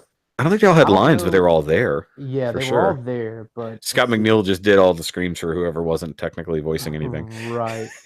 Well, actually, how many different characters of him got blown up in that episode? Well, actually, it was only 2. Only the 2, technically. Yeah, the 2. But like Rat Trap had a part. Silverbolt, I think, had a line. Rhinox had a line. Primal had a line. Megatron had lines. Rampage had lines. Well, yeah, not a lot, but they definitely had it. But no, that whole I could talk about Code Hero forever. It's just that good. If guys, if you have not seen that, go find the 5-hour long open Nerdcast and go find the chunk. Maybe I'll find the timestamps to help everybody out. I'll put it in here so you can actually see that on video. The ridiculous of it. Wait, who was it? Dinobot drawn with nipples? Yeah, Dinobot was drawn with nipples, and like Rampage, the way they drew him with just like his little angry face. But like I've got. I scanned the pictures, the pages rather, and I made sure I uploaded it in a fairly low resolution, because I didn't want anyone to try to print it and copy, cap and print those off. But I uploaded that to my channel. It's far enough back, I think, and then I overlaid the episode audio, and I had the episode actually in like the left corner. So it was kind of like a motion comic. Right, it was playing alongside it. Yeah, so that's cool though. I got that out there for everyone who wants to see it. Because that episode is in my top 15 emotional moments video. It's like number 3 or number 4. Yeah, dude, It's because very it's deep. just that deep. And like like I said, we can talk about Beast Wars forever. That's a whole different podcast. That's what your podcast is for. That's Or That's well, basically welcome to that's what Stasis Live. that's literally what Stasis. Yeah, you never had me on Stasis Lock. Thanks for that. Yeah, Uh, well, that's I think like that's pretty much an open invite. yeah, Um, y'all kind of have a set cast though, kind of. For, I mean, not that I wouldn't jump in after just bullshit about an episode. It seems like most of that particular podcast is just bullshitting, and then eventually you talk about the episode. it really is like I think that's a great formula that we have at It's a least for the next 23 episodes. and then you Uh, roll into Beast Machines. that's the thing. Like Chris does not want to roll into Beast Machines. We may go back to a little segment we had called Beast Banging, where we would like take a look at a figure, Yeah, and kind of highlight that. Deluxe said like maybe we should alternate between episodes and also yeah, Beast that would Banging make a sense. figure. Yeah, And I think that'd be a good formula too. that'd be a crossover with figure banging. Yeah, that's basically where we got the idea. It's just like Yeah. it's figure banging, but it's with beast, so it's beast banging. And guys, if you aren't subscribed to him, he's been doing a long series at this point of all the other Beast Wars figures that have come out, and like just all the things you never knew were even a figure. I've got all of the Beast Wars second stuff already up. I have all the showcast from the US show, and like literally I have it through the end of December.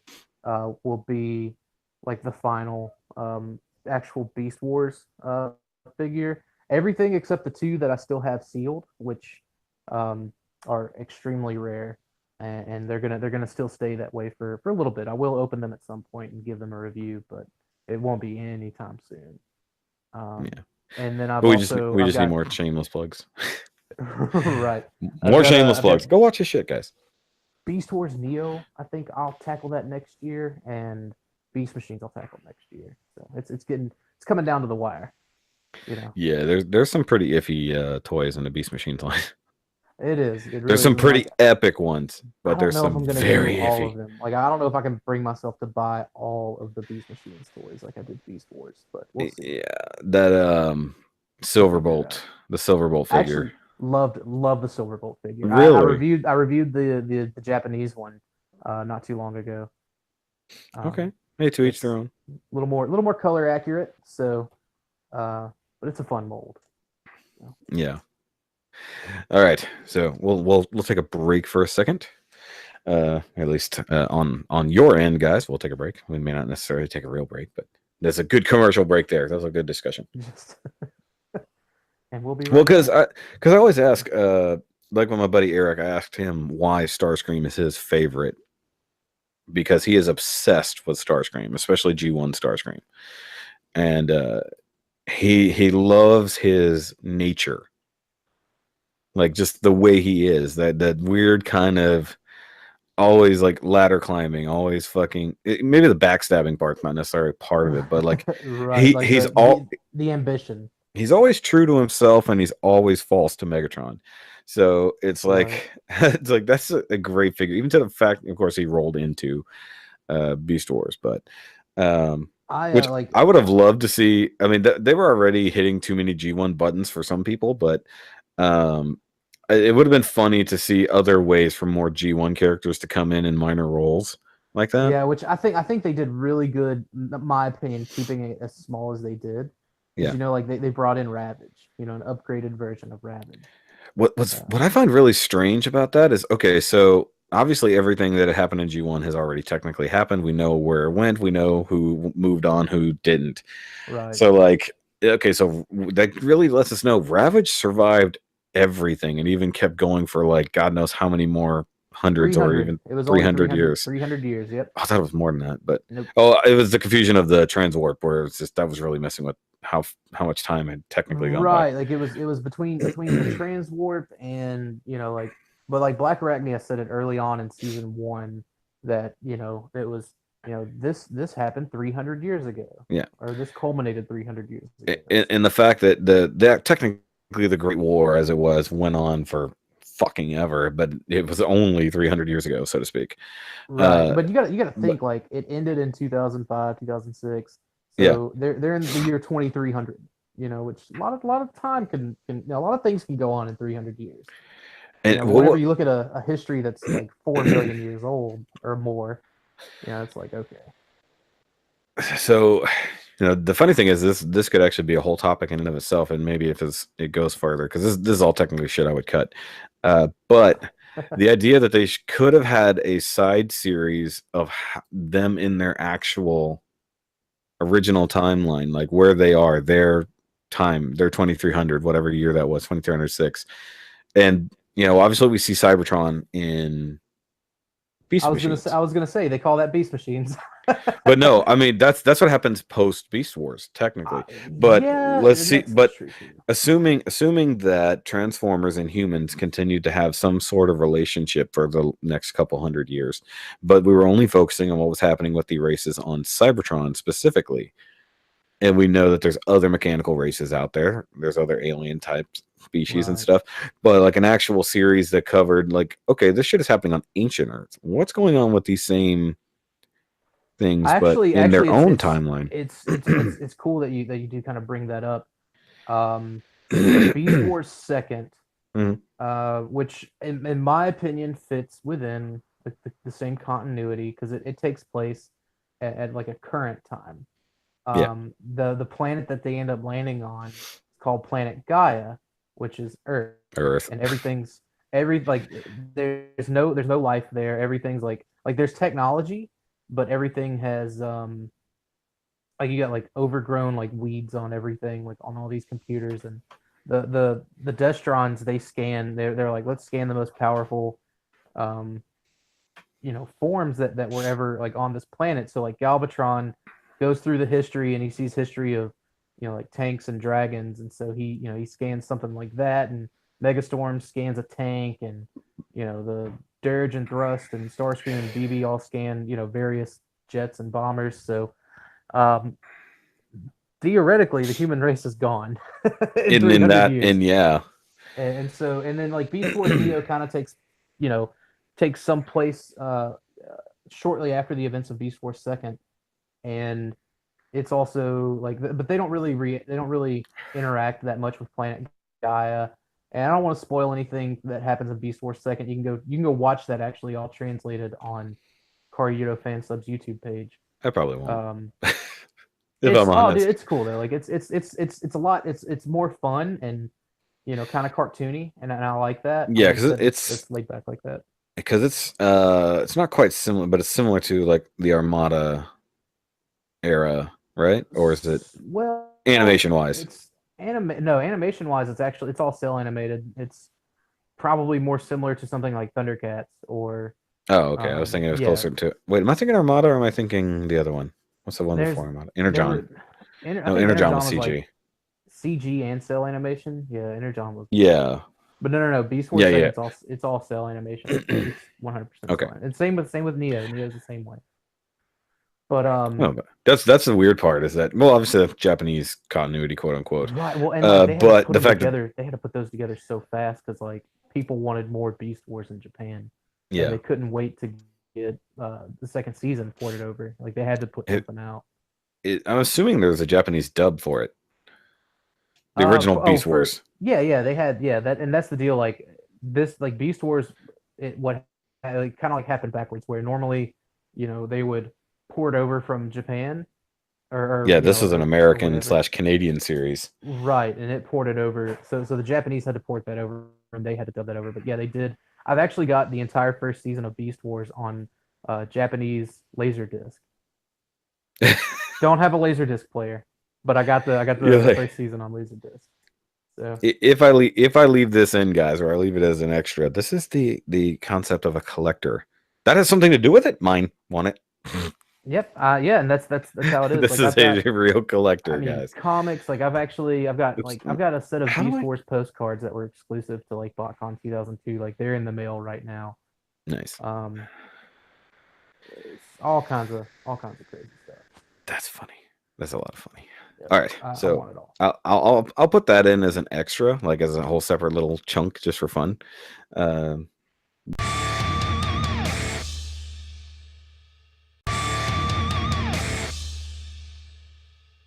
the second question, I guess, since I knocked Yes. it out the first time, so I guess this is more of a collector oriented question. Whenever, like, because there's some pieces that just cost a bunch, whether you're backtracking or it's a new piece coming out. Hmm. Is there a line that you draw in the sand and you're like, no, that's too much, regardless of what it is, regardless if you think it's even worth it, are you just like, no way? Like, where do you draw the line in the sand? For cost. For cost, Okay. I think So anything that, yeah. I usurped this question, by the way, for a discussion question for my commenters. Okay. Since you sent it to me ahead of time, so I did Yeah. usurp this question. I said, "What is your general spending limit? What is the thing that, like, what are you generally going to? What is your cap, so to speak? Like, I don't need to know your budget. What is your cap on an object you're going to buy? Just And a single item. I feel yeah, it's basically a the single one item, thing that or you're gonna get. I'll even say a collection, like an actual collection if you're buying something all at once, like basically a single purchase. I'll put it that way, Yeah. because most people, their average was in the 250 range. Yeah. And that counts as Gundams or Transformers or whatever like that. But for my, just to answer that small chunk of the question, even though technically I did that on my live stream, but you weren't there, so it doesn't matter. Yay. Obviously my current level is about $400 on a single item, For a single item. because I've bought the PG Exia, which was like $330. Oh yeah. I've bought the PG Falcon, which is about $300, but I have Flame Toys Drift, which was $300, but I'm about to buy Flame Toys Tarn, which is minimum 400. Right. So Like, you see, like, that's the thing. Like, do you see yourself ever raising that bar? Because clearly you're kind of, the only way I raise the bar is, I mean, there is the justification of worth, not right. cost. And this is the point of a collector, because one, not everybody has the same budget, so it's got to be, what is it worth to you? And I believe Bobby has covered this as well. Right. That That was a good sit was down a Saturday. that was a great Yeah. sit down Saturday. If it's worth it to you, you're going to do what it takes to have it, whether that's working your ass off, getting more hours, whether that's selling off chunks of your collection, or whether that's throwing it on a credit card, which is what I'm going to end up doing with Tarn. But I'll Mm-hmm. take all year to fucking pay it off. And I'm not going after Star Saber, so I don't have to worry about that, but I will go after Right. Prime. But it's the limit comes down to, I guess I could put myself on camera here. Hold on. There we go. I got to occasionally do things properly. Um, especially with Gunpla, which obviously is the bulk of my collection right now because it's essentially my job. It comes down to, is it worth that much money to me to fork it over in the moment? Mm-hmm. Because as we know, like, most P Bandai things are in the $50 to $100 range, depending on the size. Yep. And I've bought plenty. The most I've spent on it on two kits was, how much was it?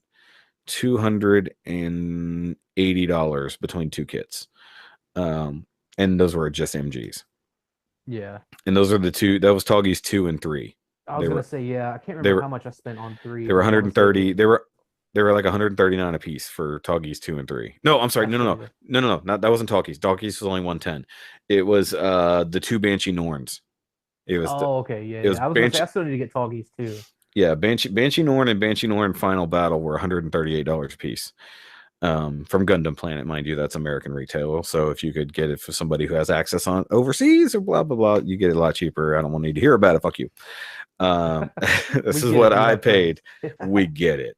Well, then again, YM Poon, who does the sales over here, he buys them at cost over there and sells it for just over the yen cost plus shipping. So it still comes out cheaper for P Bandai stuff. You just and he ships it like second day, so like you get that shit immediately. And he has immaculate packaging. The man makes handmade boxes basically for every single thing. Cool. He hand packs everything. It's super tightly wrapped. Puts in thank you notes. Awesome. I don't know if you've something I've heard always this. loved, because like I buy a lot of stuff from China and Japan, and like more often than not, I'll get something like that from whoever I bought it from. I'm trying to remember if it was on Off the Runner where we were talking, because it was Josh talking about it, because I introduced him to that guy, and it was after his surgery, and he had put off paying for it, obviously, because he was in the hospital. He told him what happened, and he explained the story to him. And then they actually, I believe they cut the shipping cost and sent him like a get well letter with the package. Oh, dude, that's so awesome. That's a fucking amazing seller, and people rip on him for his shipping costs. I was like, no, he actually knows what shipping does cost. You people don't understand how shipping cost works because you think it's cheaper because it's like they're just rolling the cost of shipping into the price and then give you an imaginary shipping cost. That's how that shit works. It's like, and it's like if you're not paying a real shipping cost for something and you're saving money, then they have shit coming directly from Japan. That's the only way they manage that. Either way, but I mean that at that point, saving money is always fun. We'll just say that we all love to save money, but it all comes down to if it's worth it to you to spend the money. And I said this to a friend of mine the other day because he was complaining about the Mazinger kit that came out. You can't find it anywhere in store, and I told him Gundam Planet has it and USA Gundam Store has it, and there's only a $10 difference between the two. And that includes shipping. There's only a $10 difference. I'm like, dude, it comes down to time, money, and convenience. And honestly, like I don't know if it's just because I'm so numb because I've bought so many high dollar pieces where I'm just like, what's $10? Yeah. You know what I mean? No, that's the way I look at it. It's $10, but this is what I was telling him is like it comes down to three things: time, money, and convenience. If you're not worried about time, then don't worry about the money. If you're worried about needing it right now, then you need convenience. If you're not worried about the money, then time and convenience don't really matter. So it's like which things matter the most to you out of those three things. So find the balance, figure out what matters to you most, and then either save the money and don't care about time, or have the most convenient option and don't worry about the money. So it's going to be one or the other. It's going to be you're going to be either 1 to 2 trade off on any of those things. So out of those things, what do you want? Do you want the easiest route, which will be buying it in store, but you don't have the time to wait for it to come out? If you have the time to wait for it, then order it from Japan and save a little bit of money, but you're going to waste 3 weeks getting it here, or spend a little bit more money and you'll get it this week and it'll be super easy because it's coming from a US distributor, but you're going to pay $10 more. Right. So, and this is what I always tell people is like, and it applies up the scale as well. So the way I'm looking at it right now with buying Tarn, I can buy Tarn for $400 from BBTS and pay $4 shipping. So it's going to be $410 roughly. Right. I could, and it'll be here when they get it in because it's still technically on pre-order if I remember correctly. And it'll be here. Don't have to worry about it. It's super easy. I never have problems with those guys. That and you get a lot of support on the back end from them just because they're such a big dealer and they're reputable. Yeah, exactly. A lot of people bitch about BBTS, but I haven't had any issues with them. People mostly bitch about their shipping. Their shipping. Yeah, just I mean, like, yeah, you're gonna wait like 2 weeks to get something, especially if you choose the cheap shipping. Oh yeah, God. If you choose the $4 option, you're gonna get it eventually. Yeah, but you'll get it. If you choose the $9 option, you'll get it in 4 to 5 days. And you'll have tracking number, and you'll know when it's coming, and you'll be happy. If you choose the $15 option, you'll have it in 3 days, and you'll have a tracking number, and you'll know every step of the way where it is. If you pay the $45 option, it'll be on your doorstep before you wake up tomorrow. Exactly. So, and like that's like I always go for the $4 option because most of the stuff I buy from Big Bad, it's like there's no rush on it. See, time, money, convenience. Yep. So it's like which things are you willing to give up to have the others be more important? But in this case, when I'm talking about it, I could get the special edition Tarn from D4 Toys, which is pretty much the only place you can buy it. So that's their distributor in Hong Kong. Mm-hmm. It's $380, if I remember correctly. $370, $380. But it's $75 in shipping. Yeah. And you'll get it. And it's coming FedEx, so it's not terrible. It's going FedEx International. So you'll get it in probably a week, maybe 2 at max, depending on customs. So the question is, do I spend $70 more to get something a little bit more special, but I can't get it quite as easily? Or do I spend a little less money and get it in an easier manner, but I don't necessarily get the full thing? So it comes down to the worth. Is it worth that extra $70 to buy the special edition that comes with 3 extra parts and a different box? or do I save the money and the time and everything? Or well, I don't save the time because I don't have to wait on it. Right. It's like you look at that and you're like, are those 3 extra parts worth, what is it, $30 extra? You know what I mean? Well, For it's some people maybe. yeah. I'm talking like comparatively. Comparatively, yeah, no, that's what I said. Well, with Drift is even worse. The special edition only comes with a new head crest, Yeah. So and it's it's like a not. $50 price difference, if that. Yeah. So like at that point, like, It's some people may think that's worth it, but and a like if it different were cost. me, no way. But I will say with Flame Toys, because it is the most high end thing I have. And then Jetfire brought this up. It's like, yeah, it's more of a status symbol, so the cost really puts people off. I'm like, no, it doesn't. You just try to figure out how the fuck you're going to afford it. And it's not a status symbol because nobody's going, look at the Flame Toys Drift I could afford. You go, look at what I had to do to get this Flame Toys Drift. Yeah, like that's It's not status. It's not status. It's literally like I busted my ass so that I could get this. I've never understood that. It's And but it's like to a degree, like you are super proud that you own that piece. there's pride. Yeah, there's pride, but it's not like you're not. It's like we were talking on Stasis Lock about like how, like, is it a grail or is it a goal? Because so many people want to have the participation trophy of saying, oh well, I've got a personal grail or something like that. Yeah. And like I got kind of like I'm not gonna shortchange it. I got pretty elitist about it because like I know what it's like to own a real grail. You know what I mean? Like I have personal goals that I have been able to purchase and acquire. The BotCon 2001 Tigatron, which is what my profile pick is right now. That was a goal, man. I wanted that for so long, and now I've got two. Like I would hardly call that a grail, but I've got a storyboard, a resin prototype, several test shots. And even then, most of those test shots, I wouldn't even consider those grails, but that resin prototype obviously is a grail.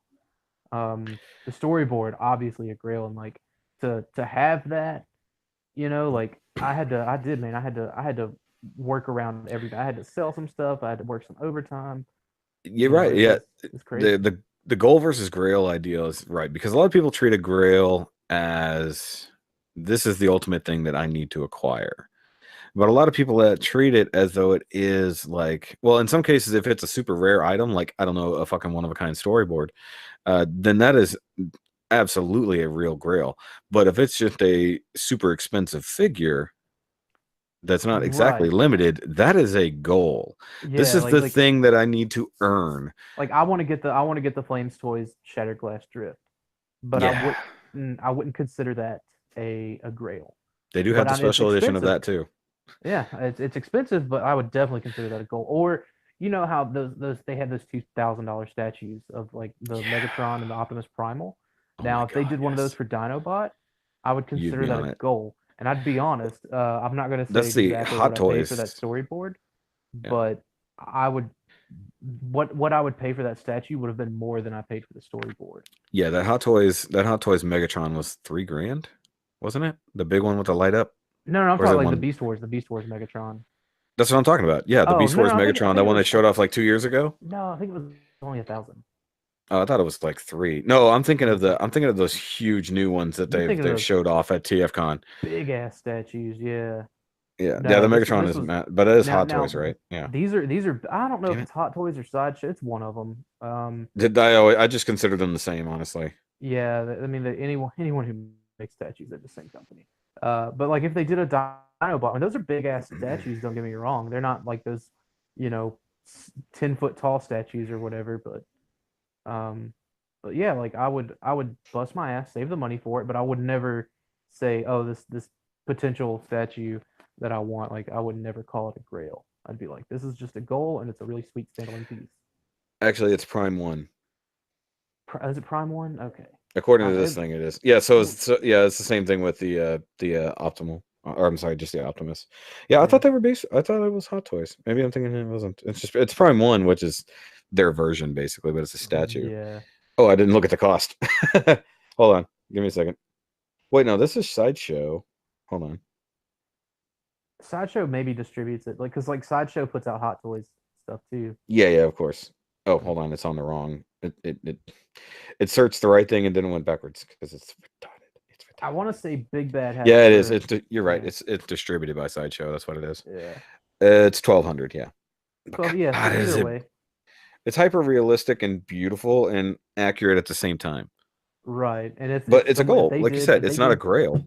yeah, if they did Beast Wars Dinobot like that, I would never say, oh, it's my grail, it's a grail to own this. I would say, no, it's my goal to own this.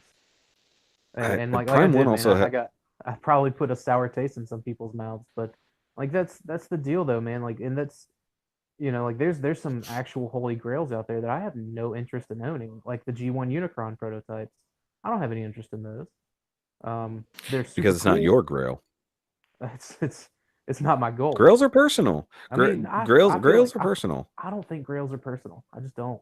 I You're right. think Okay. No, you're right in that they're not super specific to the person because grails are established by the community and then it becomes the competition to grails in that aspect are a status symbol. yes, Like I fucking got this, but it's right, also but in the same time it was your goal. A grail can become the goal if it's actually achievable for you. It's not right. achievable by everybody. That's why it's a grail. Not everybody can find it, but there will be that person who does, and then we will all bow down and worship his wallet uh or his That's blowjob skills, whatever. He had to suck his way to the top of that one.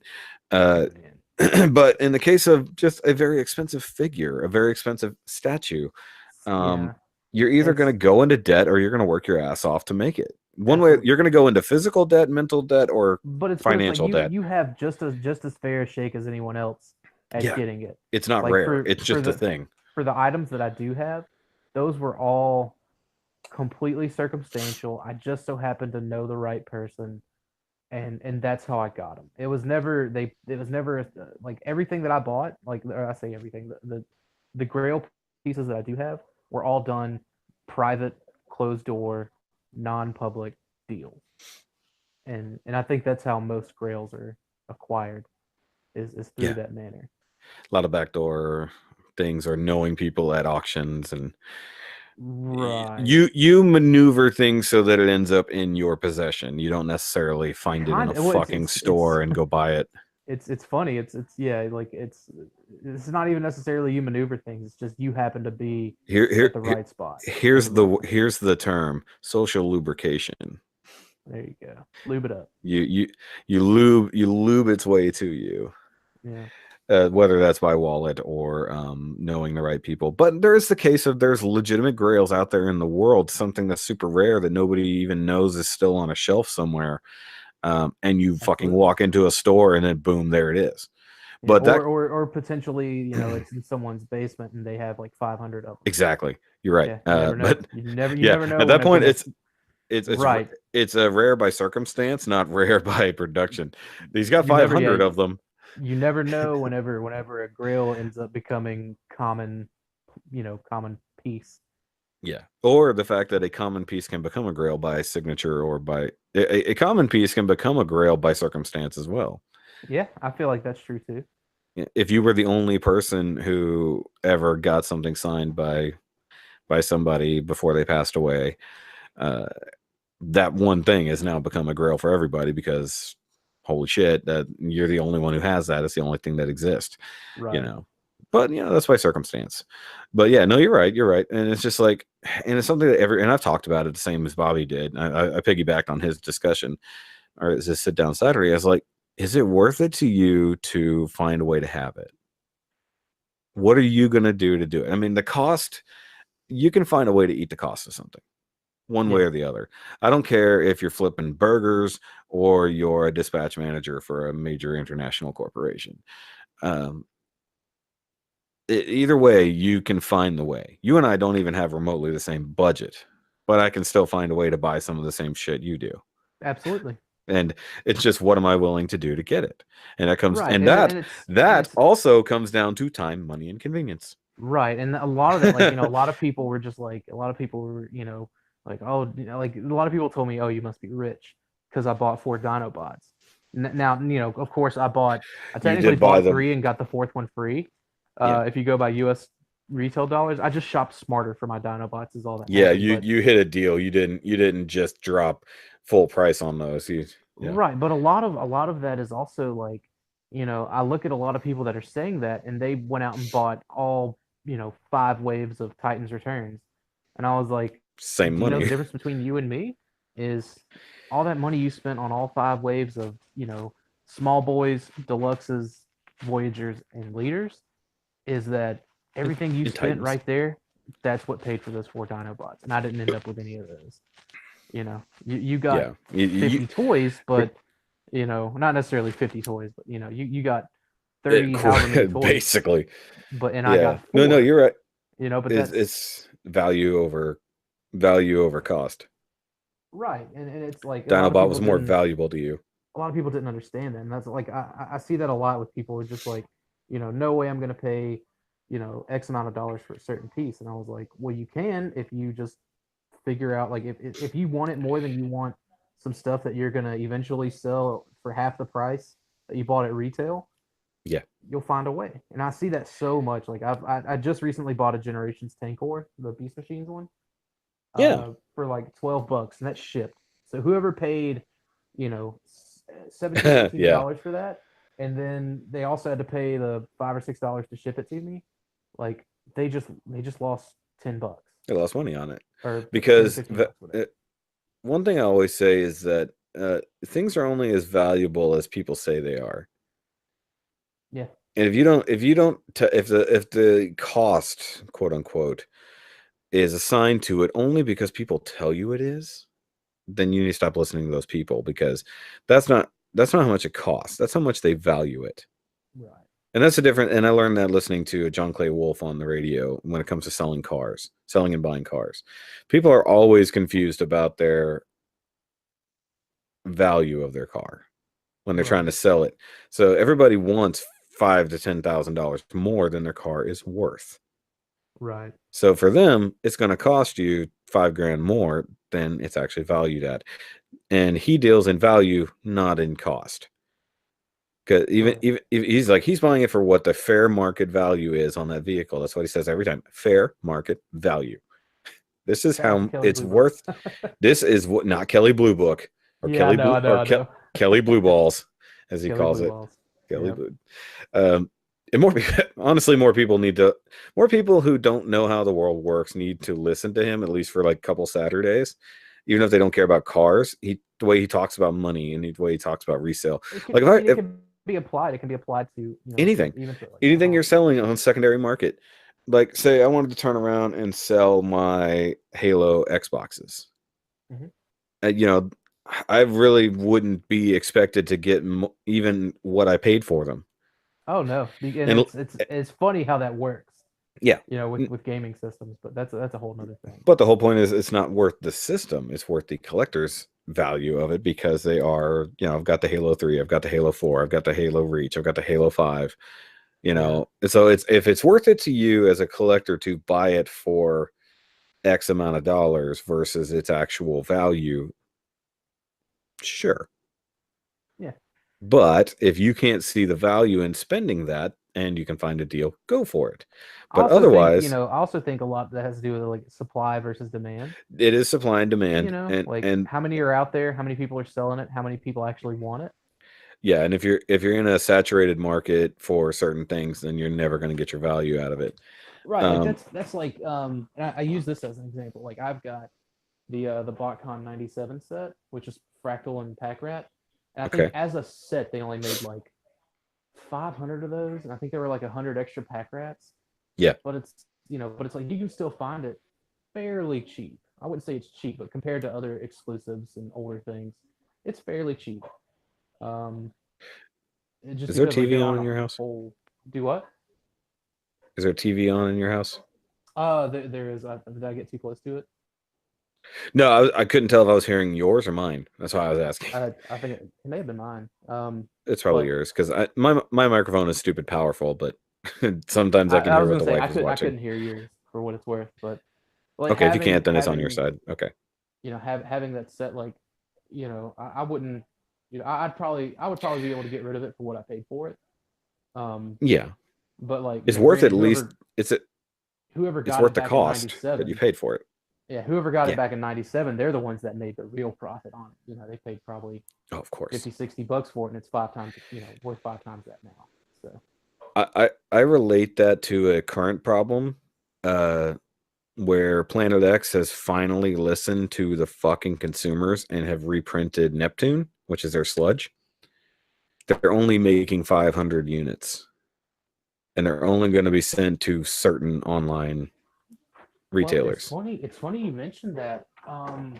Most third-party stuff is only produced in numbers of A few thousand. Yeah, like, and a lot of people are like, "Oh no, it's got to be like 10,000." Like, no. Yeah, no, it's probably like 5, if that. It's a lot closer to 5. Yeah. But even that, like SXS Toys, their hot rod, their IDW hot rod, they released them in the Lost Light colors, and it was only limited to 500 pieces. But I still think you can get it on Big Bad for a decent price. But what I was getting at is that there were people, if you wanted to buy one now before the reprints, people are charging a couple $100 for it. It's only worth about 105. Right. That's the cost. And it's about the worth. But if you had to buy it secondhand, like I bought my Grimlock secondhand from a dude who was wanting to upgrade to the metallic colored ones. So the money he only charged me the original price for it plus shipping. Dude, you have any idea how close I am? Just a little tangent here, like to buying the Planet X Dinobots. Oh, they're so good. I really love the look of those. The aesthetic, figures, yeah. But it's like, I'm waiting for MMC's Grimlock because it's supposed to be more like the comic book, more than meets the eye. Oh, they're going with that one, okay. Yeah, but I still would like a full set of them. I had Volcanicus, and don't get me wrong, it was cool. Like I'm not gonna shit on that at all. It's garbage. I like the way it combined and everything. I thought it was dope. But I think if I were to go for a set of Dinobots, it would be the Planet X ones. Just they're really cool. I mean, I've got my DX9 ones. The DX9. I had Callus. Is it Callus or Kalis? Kalis. That's a swoop. I had to swoop back. That's a good figure, dude. It is, man. It's dope, and it held up. It's just like when I went through the big purge, it like that was one of the ones that didn't make the cut. They have BBTS has most of them still in stock, but there's a couple. They've got the metallic Grimlock still in stock, but they're currently selling paddles for like not even $40. Yeah, just to get rid of it. Went on sale. That and Asclepius, their Perceptor. The booby ones, the one with the boobs. I guess. Oh. No, that's Fans Project. I'm thinking of Fans Project. Yeah, no. They're. I thought about getting it just so I can say I have a mostly complete. Well, I guess I'm missing a few Planet X figures, but like I'm tempted to get their Acid Storm and their Sunstorm. I wish Planet X would have been more on the ball with this stuff back, because I love playing Fall of Cybertron. I love the designs from it, but like now I'm just kind of over it. I want the Dinobots, but like that's it. I was excited about Prime because I had the original figure. I had the deluxe version, and I wanted one that was more accurate. And as soon as I saw Planet X was coming out with that, I was like, I have to own that. There's more accurate. It's bigger. It fits a better scale. Like everything about it, with the exception of colors of certain things. He has a lot of orange when it should be pink. And Repro Labels has never put out a set for him, and it pisses me off. But he was the second figure I bought from them. I bought Kalis first because it was the cheapest one I could get, and then I bought Prime, and then I bought Starscream, and then I bought the other Seekers, and then I bought all the Dinobots up until now, except for Paddles, because I had no interest in Paddles. Although now I kind of wanted to have the complete set. It's like I would totally skip on Paddles. But he comes with cool weapons, or she comes with cool weapons. But what's really cool is I bought Apocalypse, and that comes down to value over cost over if it's worth it to you, and having a fucking almost screen accurate version of fucking oh my god, Trypticon that turns into the Nemesis. It turns into Nemesis. It turns into the base. It turns into itself. Is like, and technically has 2 spaceship modes if you split it up. And because I bought the early edition, I got LEDs for all of it. Which, if you buy it now, you don't get LEDs. Right. That's how they did Omega as well. Yes, exactly. And I've wanted an Omega so bad, but they don't sell him with the fucking head tank anymore. Oh yeah. No version you buy of Omega now has the head tank. I'm like, that's kind of pointless, ain't it? It's like I did see one place you could buy the head tank separately for like $25. That's not too terrible. No, it's not too terrible, but I shouldn't have to fucking do that. I would rather pay them $25 to get it all in one goddamn box. If you're not going to give me all the LEDs, fine. But Like I've Give always me wanted the that head tank. figure because it's the only version of that version of the character. Right. And that's where it comes down to a grail because it's limited, it's hard to find, and it's a not really technically one of a kind. There's nobody else who makes it, and it's limited. I could buy the battle worn version, but still doesn't have a head tank. I could buy the Sentinel version. Is that what it's called? Where it's The Guardian, Omega Guardian, or whatever. Omega Guardian or whatever. I could buy that version. Actually, they have the Gamadim. They have him for like 200 right now. So if I wanted that version, I could do that. But I did almost buy the Heat Blast Grimlock. Oh yeah, the one based off of The Kulok Hephaestus. or Doomlock Yes. or whatever. Yeah. I almost bought Hephaestus because I didn't have any other version of Grimlock. If that dude hadn't, if the guy Eddie Santos didn't sell me his Grimlock, I would have bought Hephaestus just to have one. And actually, I meant to bring it up last night, but it was so late by the time I left. Rodimus, his wife, she loves Grimlock and she loves Bumblebee. So she has like so many versions of Bumblebee and Grimlock. It's ridiculous. But she has the Hasbro Fall of Cybertron Grimlock. I still have that one too, actually. I was like, so I was gonna borrow it so I could do a comparison video because it's a massive difference. Dude, Grimlock is worth it over the other Dinobots in my opinion. Definitely. And then, like I feel like you always go for Grimlock in any of these situations. It's not saying that the others are bad, although Slag has some of the worst issues when it comes to transformation and articulation and stuff like that, and the fact he has no neck. So if you have it posed wrong, it looks just like a floating Triceratops head.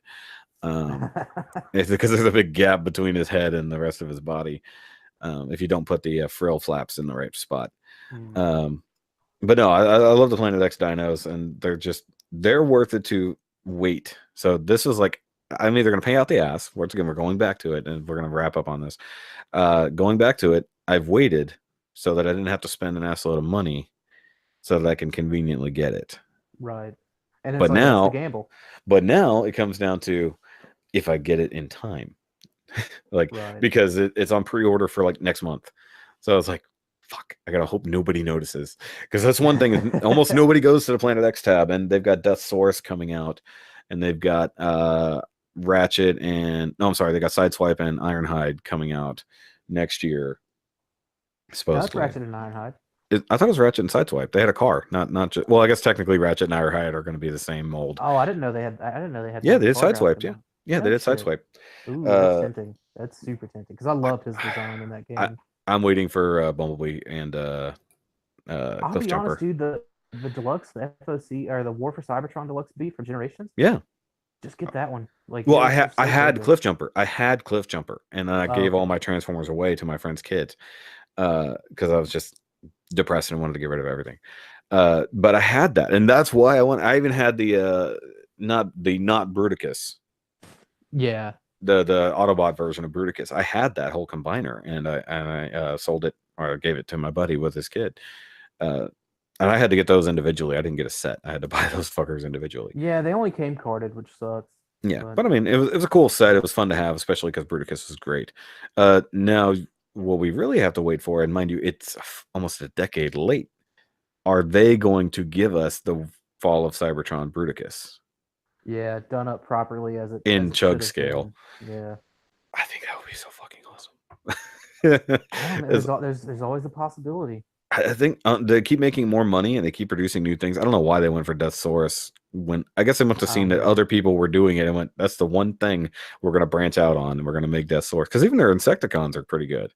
Yeah, they're expensive for a 3-pack, but they're pretty cool. I don't know why they went with Death Source either.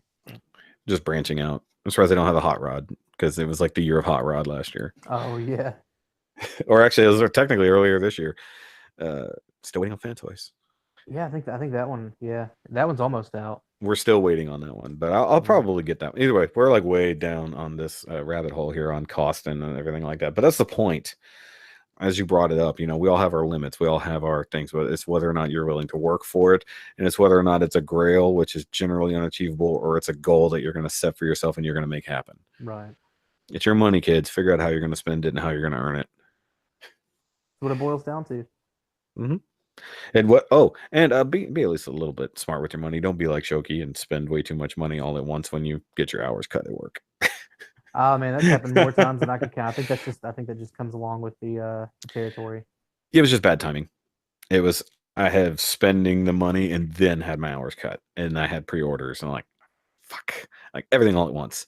But we're back on the other territory now, so where I have money and stuff. Either way.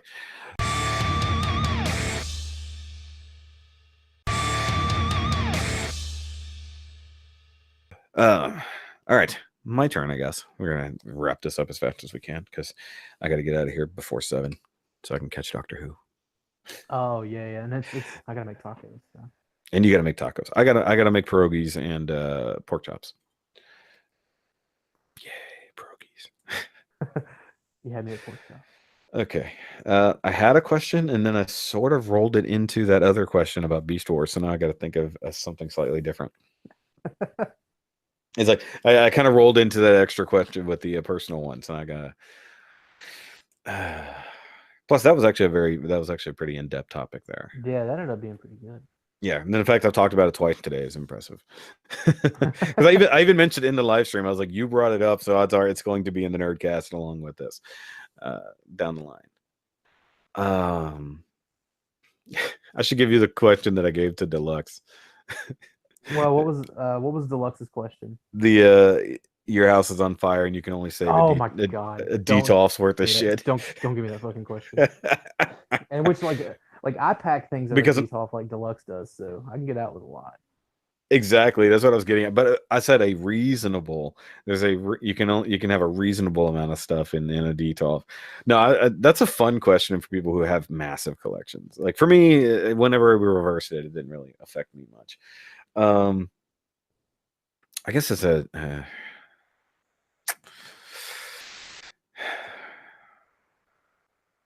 Okay, I'll go with this. It's still Beast Wars related, so it's in your vein. You could probably talk about this pretty easily.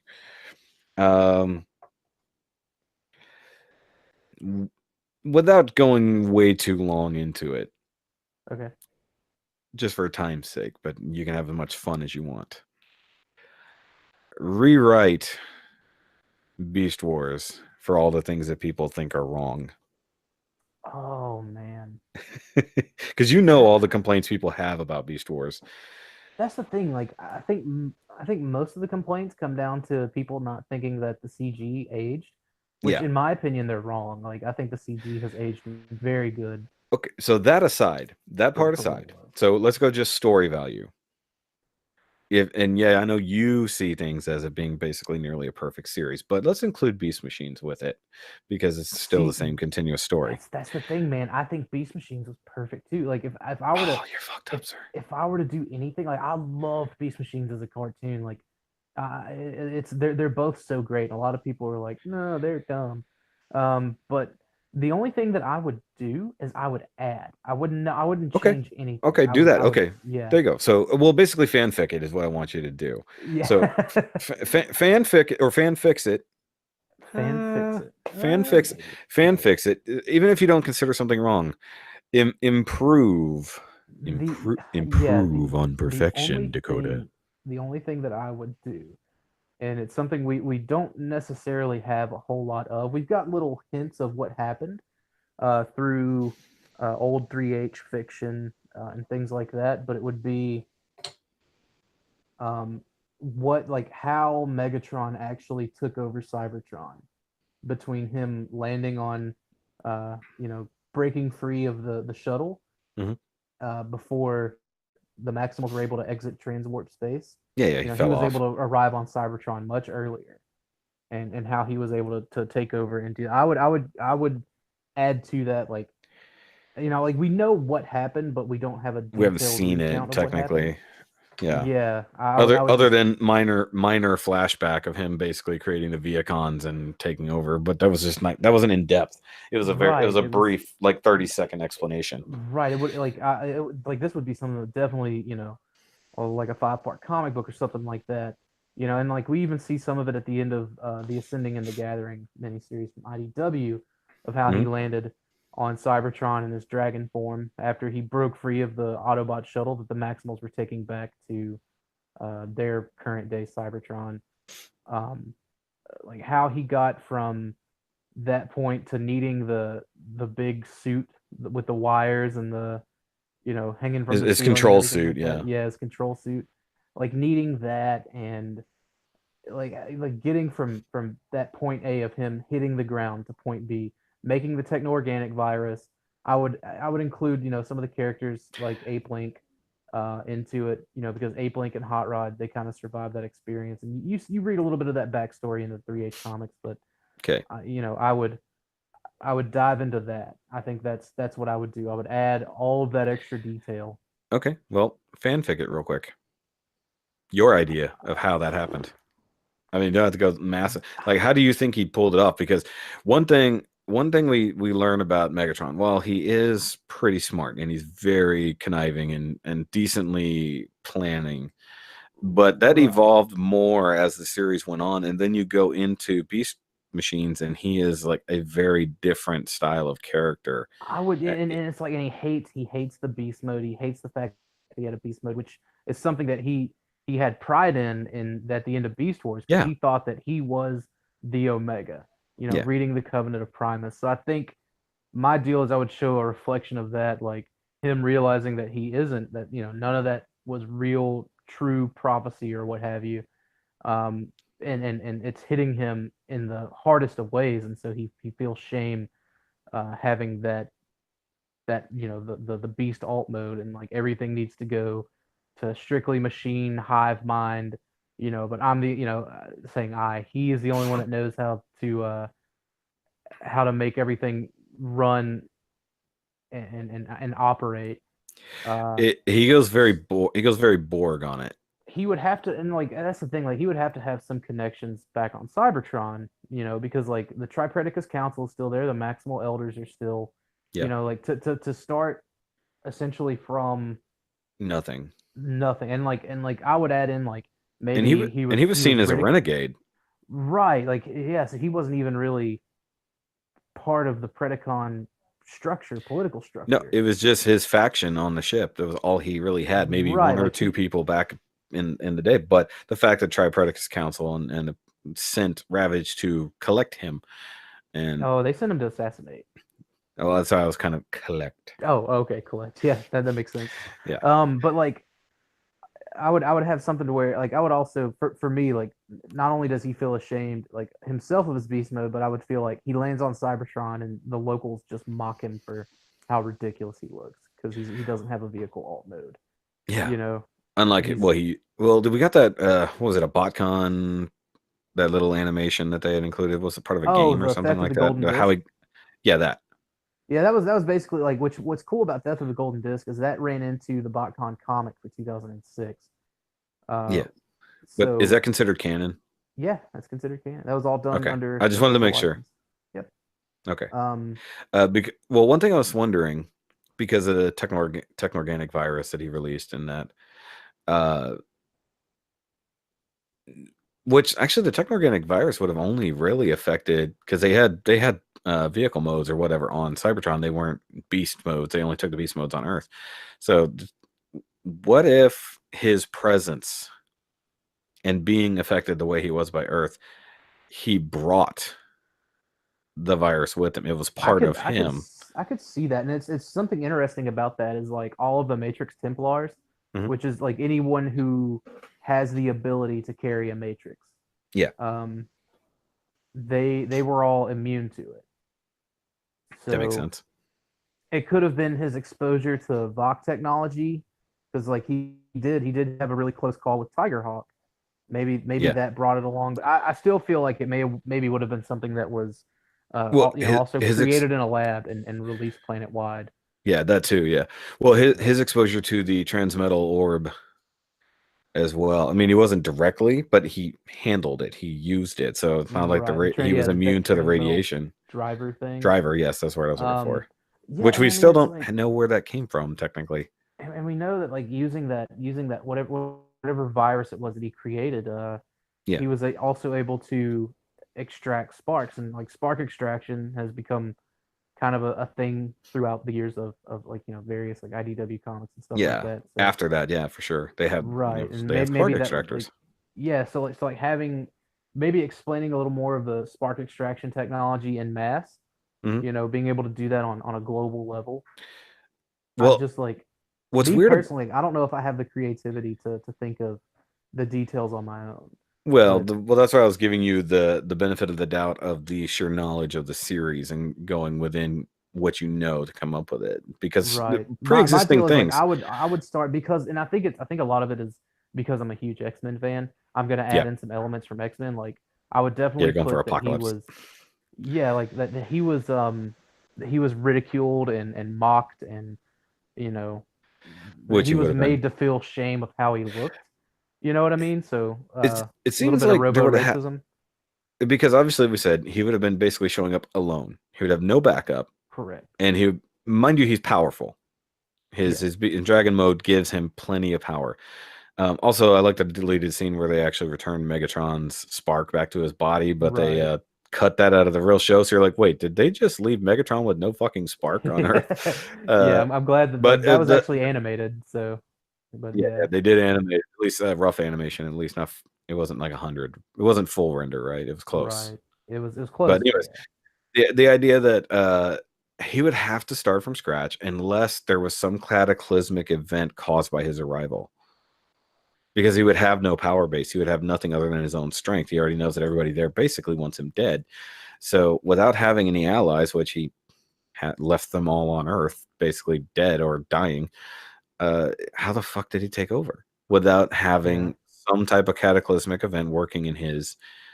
Uh, That's why I would think, like part of the, because he was a protege of Cryotech, who was essentially an underground crime yeah, yeah, boss. yes, yes, yes, Like so he would have had connections within that underground crime world. kind of, yeah, Yeah, to find a a scientist, and get them to kind of use maybe some of his, they call it CNA now. yes. Um, I actually like that cybernucleic yeah, acid. yeah, I think that's creative.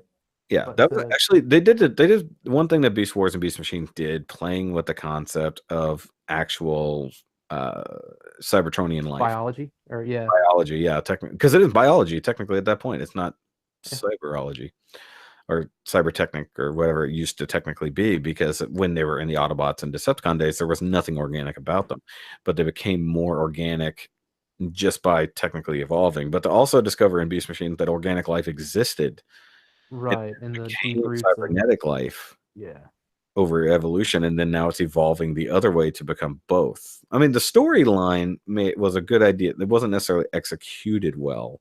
right. Neither was the way And I thought I can about see it. the quarrels with that, but like, oh, and again, I think a lot of it comes down to taste as well. Yeah, I think a no, lot of it. I think if the toys would have been as good as they looked on the show, I don't think you would have had yeah, yeah, you're as right. much hate for it. I think that's what it really boils down to, is the But, correlation of that.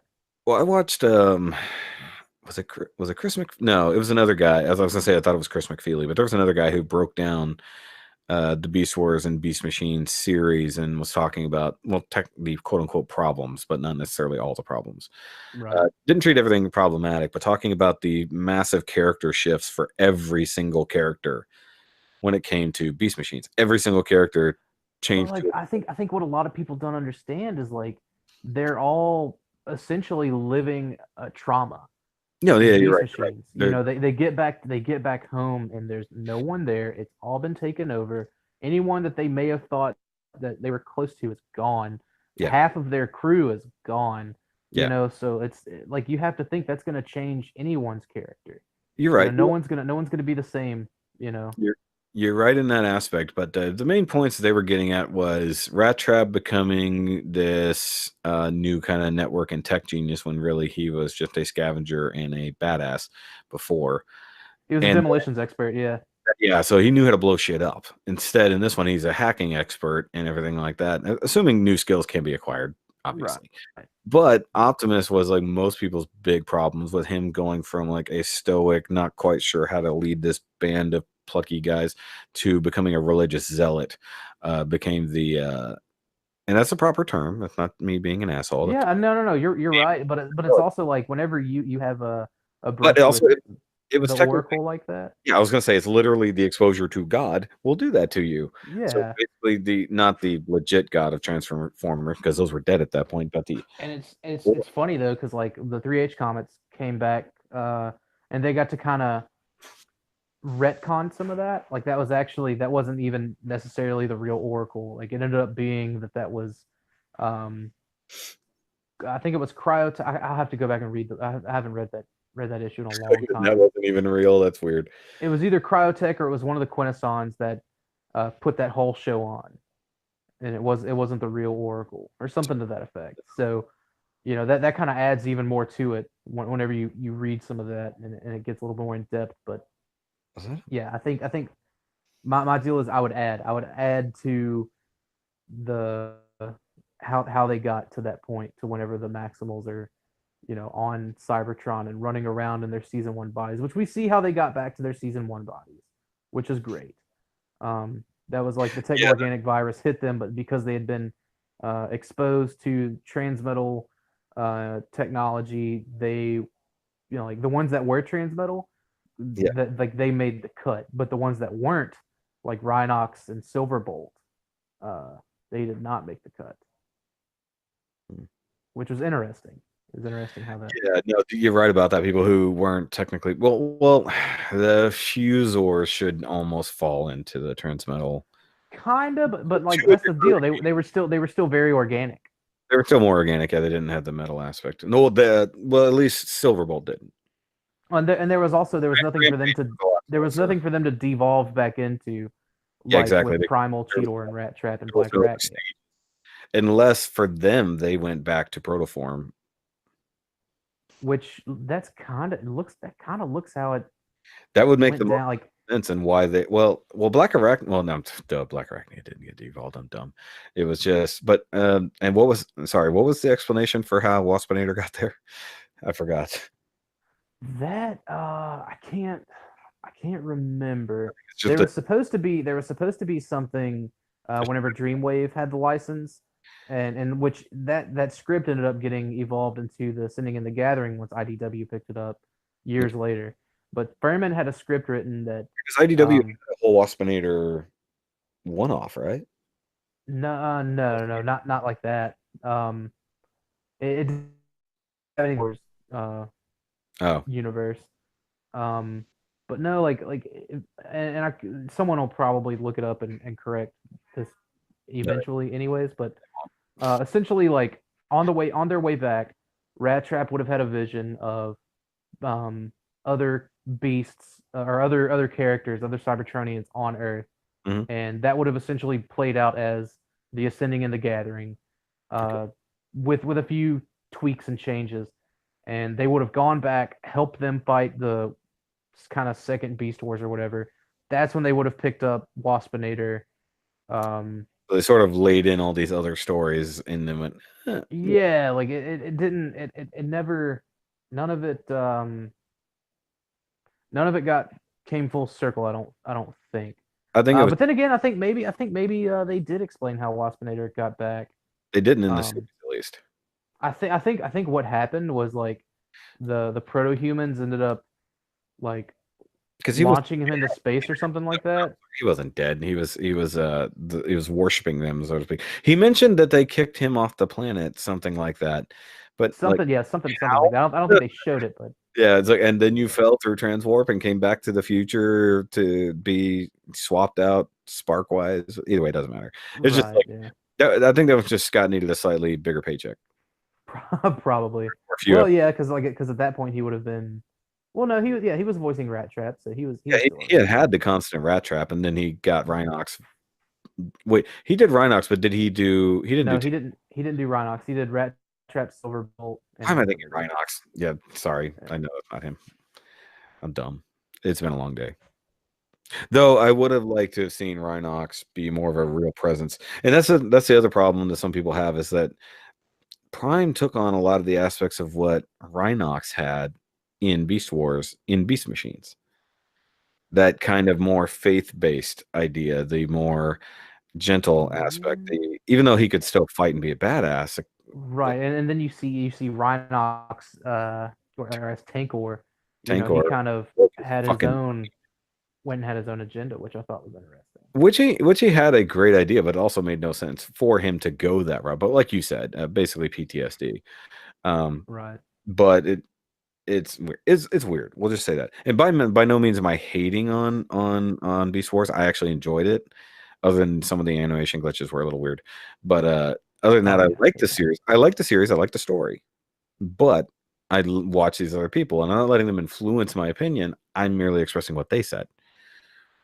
Right. Because it's it's a different point of view, and if you're not open to other people's point of views, then you don't like talking. That's actually that's how that works. Yeah. So it's like it's just expressing the other point of view, and I'm not Are you arguing listening to me or are you hearing me? that. That's entirely true.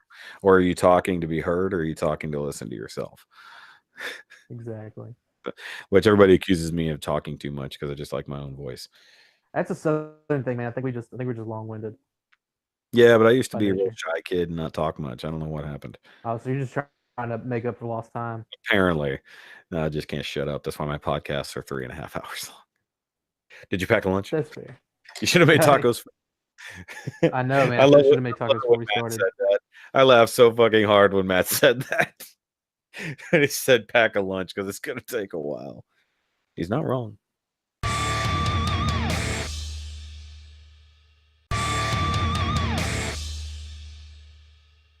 So now I must have Rob on because he mentioned me in the thing. So I gotta go pull Rob in. Rob M. Yeah.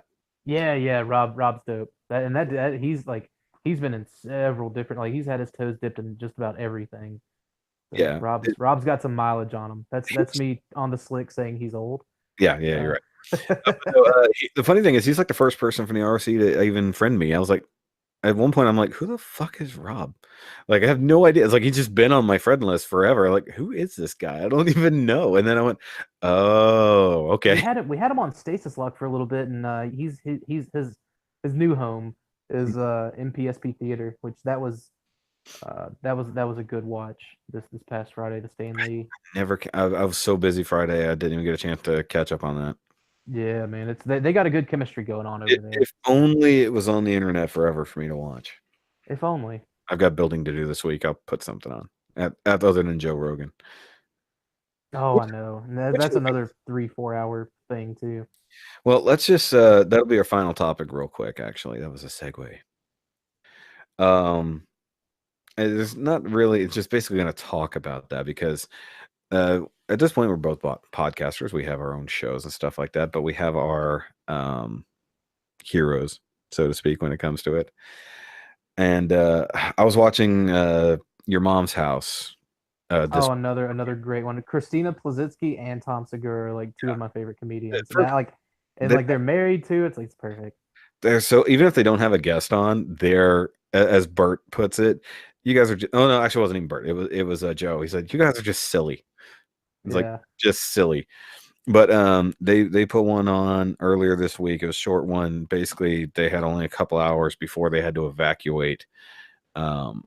So they went ahead and just decided to have a silly moment and just try to distract themselves from the fact that they may not come home to somewhere because all of fucking California is on fire at this point. That shit's crazy, man. I heard on Joe Rogan's show, he was talking about that on one of the episodes. He evacuated, or at least from home. He's staying at his studio, as far as I know, because he's still putting on fucking podcasts. I'm like, evidently wherever his studio is, it's not quite affected yet. So. It's actually probably in LA.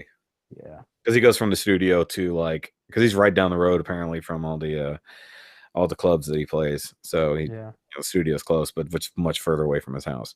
But no, it's crazy to think like all these people that you and I specifically in this case, we look up to, we watch, almost. What's funny is I actually started podcasting before I ever watched or listened to other podcasts. No, I didn't say it was because of that. Yeah. Oh, okay. I was like, yeah, like I didn't even know by any means, because I was aware of podcasting obviously before I started this one. Actually, a little known fact: the Shoky Nerdcast, as it is, was my original concept for this channel at all. I wasn't going to be Gundam reviewing or anything like that. It was just going to be this. And my buddy Nick, who's been on God knows how many times and had his stuff featured repeatedly, It was him. That's how I met him. It was him, this guy Carlos, and then whoever else I would find to be a guest. Carlos was going to cover comic book stuff. Nick was going to cover music and more directly nerdy stuff, and then I was going to cover main topics and things like that. It's going to be much like a show, and that was the original concept for this. The Shoky Nerdcast was where I started, and I only knew one set of friends who were doing a podcast, and they still are. It's called The Beerist, and it's a craft beer podcast, and they're the #2 food podcast in the nation. Oh, that's dope. They only rank 2 because fucking Alton Brown keeps winning every year. Alton Brown has beat them every year for 5 years, but they're #2. Right. Every, That's still that's cool. and I was actually on an unbroadcasted one that actually got deleted. I was so pissed because we were just drunk as fuck, and we all went up to the studio and recorded. It was a fucking mess, but it was a lot of fun. I always call it the lost episode. And they don't want to talk about it. Like, fuck you, I was on there. But technically, Ricky Gervais, I believe, is technically considered to be the first one to start podcasting. He's credited with it at least, but Adam Carolla has been doing it for fucking ever. He stopped his own radio show. I was gonna say, I feel like before podcasting, it was just radio show that evolved into podcasting. Exactly. That's all it is. Because he went from Loveline to that. At least Adam Carolla did. But apparently Ricky Gervais is credited with being the first one to even coin the phrase podcast. Or maybe I'm confusing that with somebody else, because they were talking about it on, it was either on Rogan or it was on Your Mom's House. One of them was talking about it specifically, about who was actually the first, because now all these guys, all these comedians, every single one of them has a fucking podcast. Every single one of them. And the funny thing is they all come on each other's podcasts now. Well, it's not even now. It's been always. So I laugh at it the other day because I saw, I think it was like 2 weeks ago, Nikki Glazer was on Joe in the morning, Bert in the midday, and then on Tom at night. It's like literally just making the rounds around LA, and then talked about her own podcast in the evening. It was like, what the fuck? It was like, well, just, hey, everybody go be on everybody's podcast. Tons of cross promotion. They're all friends. They're all in the same business. So why not, And I look at that as like the goal.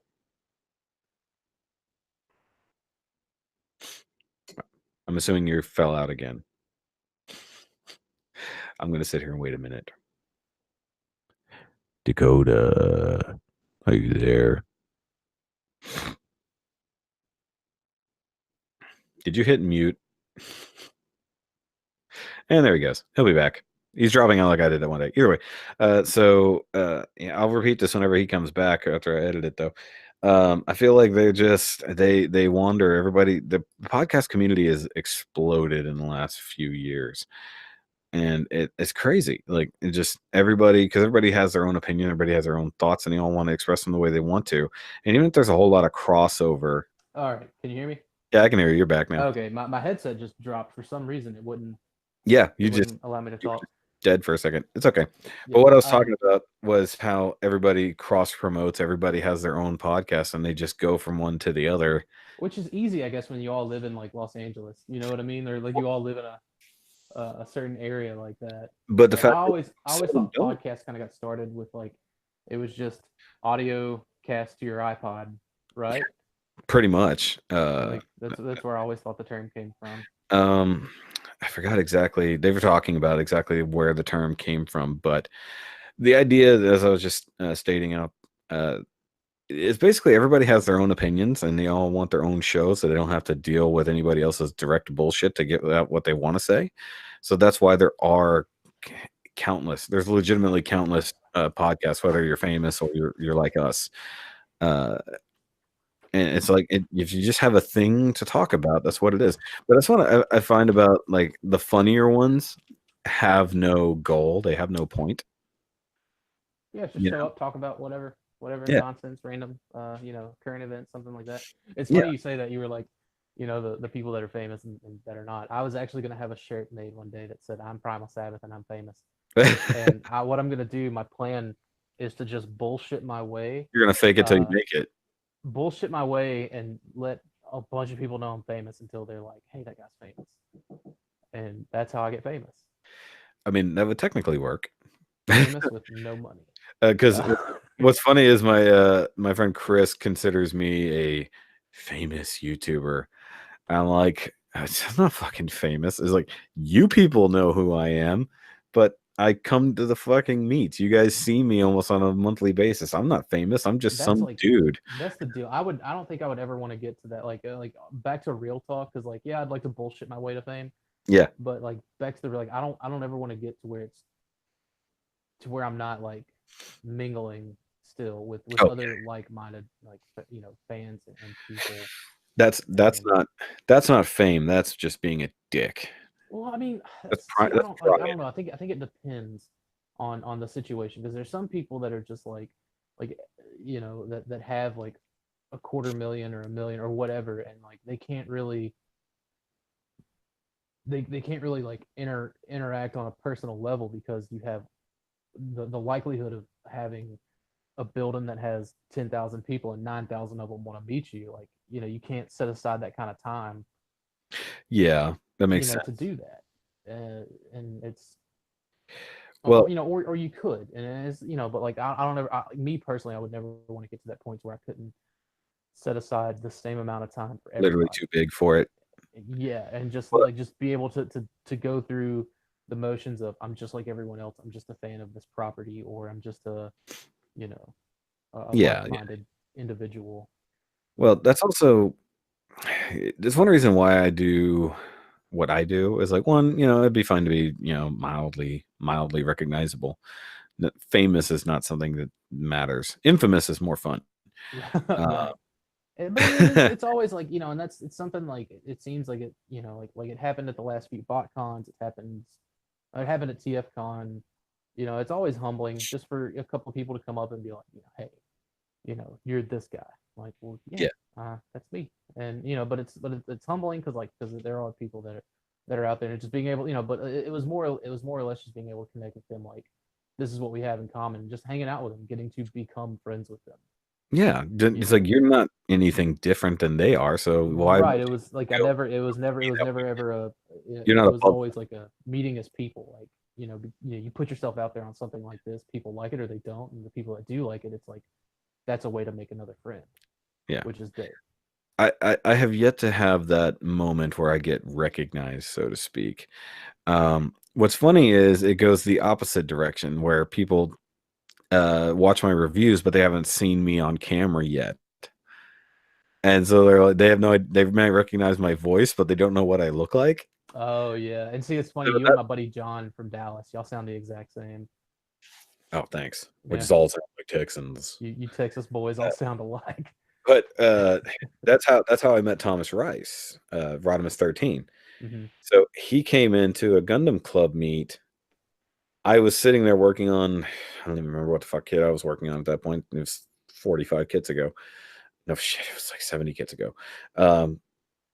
And he comes in and he wants to talk about the build he's working on, which was for my contest. Oh wow. But he had only seen my video announcing the contest. So he hadn't seen me. He didn't know what I looked like. And I'm actually legitimate sitting there wearing my Shoky Reviews shirt. Like Right. he walked past me, he didn't notice. And he goes to sit down and he announces who he is and stuff like that, because he'd already been doing some things out there. He was new to the club. He had just found out that we had meets and stuff. And he's talking about, hey, I'm going to be building this kit for this contest. Have you guys heard of it? And then I raise my hand and I show him the shirt. I'm like, right fucking here, buddy. So it was the opposite of being recognized for your fame, but having your fame acknowledged. Right.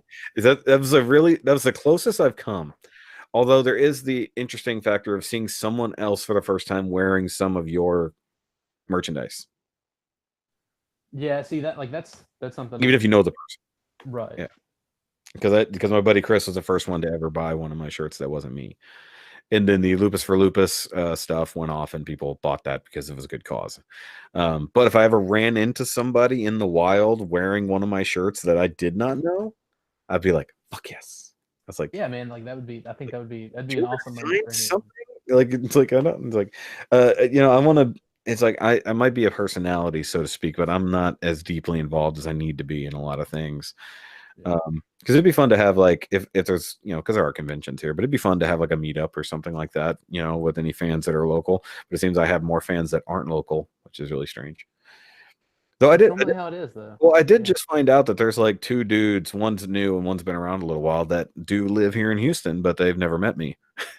Like, But I mean, Houston's such a big place, though. no, it's true, but I get around. Yeah. I'm a slut. But I told the guys, both of them, about the club meets and stuff. I was like, fucking come out to the club meets, man, once a month. Join the club online. We can interact. You can actually see all the shit, and if you care about any of my stuff, because if I'm the reason you found your way into the club, then yay. That's the way I look at it. I'm about the community. Like, as self-centered as I seem a lot by naming everything after myself, I'm more about the community factor. Because I say this to a lot of people because I do my builder showcases and I do a lot of other things like that where I'm featuring other people's stuff, or in this case, I'm talking to you. I want to hear about your shit. It's like I don't consider anything I do in particular to be great. I consider myself a conduit for greatness. It's like I'm just the way that you guys find the greatness. I'm not great in and of myself. Right. Providing the vehicle, Yeah. essentially. That's why I said a conduit. It's like I'm just here to push it from one place to the other. It's like I'm not doing anything particularly great the way I see it, but if I can bring the greatness that I find to your view, then that's what I see. Yeah, man, absolutely. Like, so I don't know if that's being self-deprecating or humble. No, it's just it's the idea. Well, I just wanted to bring up that podcasting idea because you're one of the people who do it. Matt hadn't started his yet, and then I brought up Josh's podcast and stuff like that whenever we're talking to him. So, but it's an interesting topic about literally sitting and talking about topics. It is, man. It's like I got into this whole community aspect just because a dude I met at a BotCon that we came together again through TJ Duckett playing Xbox Live with him one day, and Nice. he was just like, "Hey, do you want to do this podcast thing?" And I was like, "Sure." And that was my intro to the whole foray. And I still, when I can, I try because like different work schedules have happened over the years, but doing Cybercast. Yeah. Like that's where it all started for me. Yeah. We talked about that before. Yeah. But yeah, no, it's just like I often forget that this was supposed to start out as doing this, but with a set cast. And the only reason I do it this way with these one-on-one interviews is one, it's a little more focused, but it's also easier to wrangle one person. Oh yeah. I can work around one person's schedule. The reason I stopped doing the MS report on Dan and the Plastic Man's channel is nobody could get their fucking schedule straight. That's what like the more, unless you just so happen to find a group of guys that have, a regular 9 to 5, I guess is what you would say. Kind of, yeah. Then, or at least work the same you do, one way or the other. Right. It's like eventually I think Josh and I are going to end up doing a midday podcast at some point because we both have just endless amounts of free time during the day. It's like we're just going to have our own thing in between all the other things we do. Yeah, man. Like it can get a little, I don't want to say overwhelming or convoluted, but it is to a degree. It just is. Yeah. That's the point. Yes. And I like doing this. I like sitting down and conversing with nerds. And yeah, I do it for a really long time. But guess what? Most of the major podcasts are 2 to 3 hours a piece. Matt has a great. For me, the sweet spot is always like an hour or two. Hour or two would be fine. Believe me. That's why the first Nerdcast I think is like an hour and a half. That was just the way it worked out. But like, it just depends on how much bullshit you get into. That's why it's like, do you end the fun just because you're looking at a time constraint? Do you cut it short, or do you just let it roll and then edit later if you need to, for people who are too lazy to listen to a whole thing? Absolutely. Case by case, I feel. Case by case basis, for sure. Actually, because Joey Ganoda does their 30-minute nerd, and they cut it off at exactly 30 minutes, regardless of where they're at. No matter where they are. no matter where they are, they have to end it. So they have a timer set at like 28 minutes or less, or more, I should say. So they cut off at the timer regardless of where they are in their debate or discussion, and then if they have to come back to it later, they will. So that's a lot of fun, and I like Matt's about 30 minutes interview. Oh, I know. Which lately it's gone to like 40, 45, but like it works. That's what I said. It's about 42. That's what I Yeah. call it. Actually, he should just call it about 42 and reach for some more nerds. Oh yeah, yeah. That would. I think that would garner some more attention. Chris is still like advocating that he changes it to between two chugs. I like that idea. It'd be funny. I know. Deluxe is like, no man, why you got to dump all my names? But dude, Deluxe is he's got um a fun setup too. Yeah. You know, just quick, kind of get to know someone, bare bones, and you just get to roll with it. Yeah, it's basically the first 30 minutes of my F show, and then it's like then just add a lot more. Yeah. It's like if you guys want a very like distilled and condensed version of what I do, go watch Matt's thing. And it's perfectly fine. And he runs it very tight. He's got a Oh free yeah. ship, and that's fine. I have a very good ship. He's solid on it. I'd Yeah. like to because I do live so close to Matt. I'd like to do one of those in person with him one day. We need to do a 3-way version on that. Yeah, I mean, like eventually we all just need to meet up.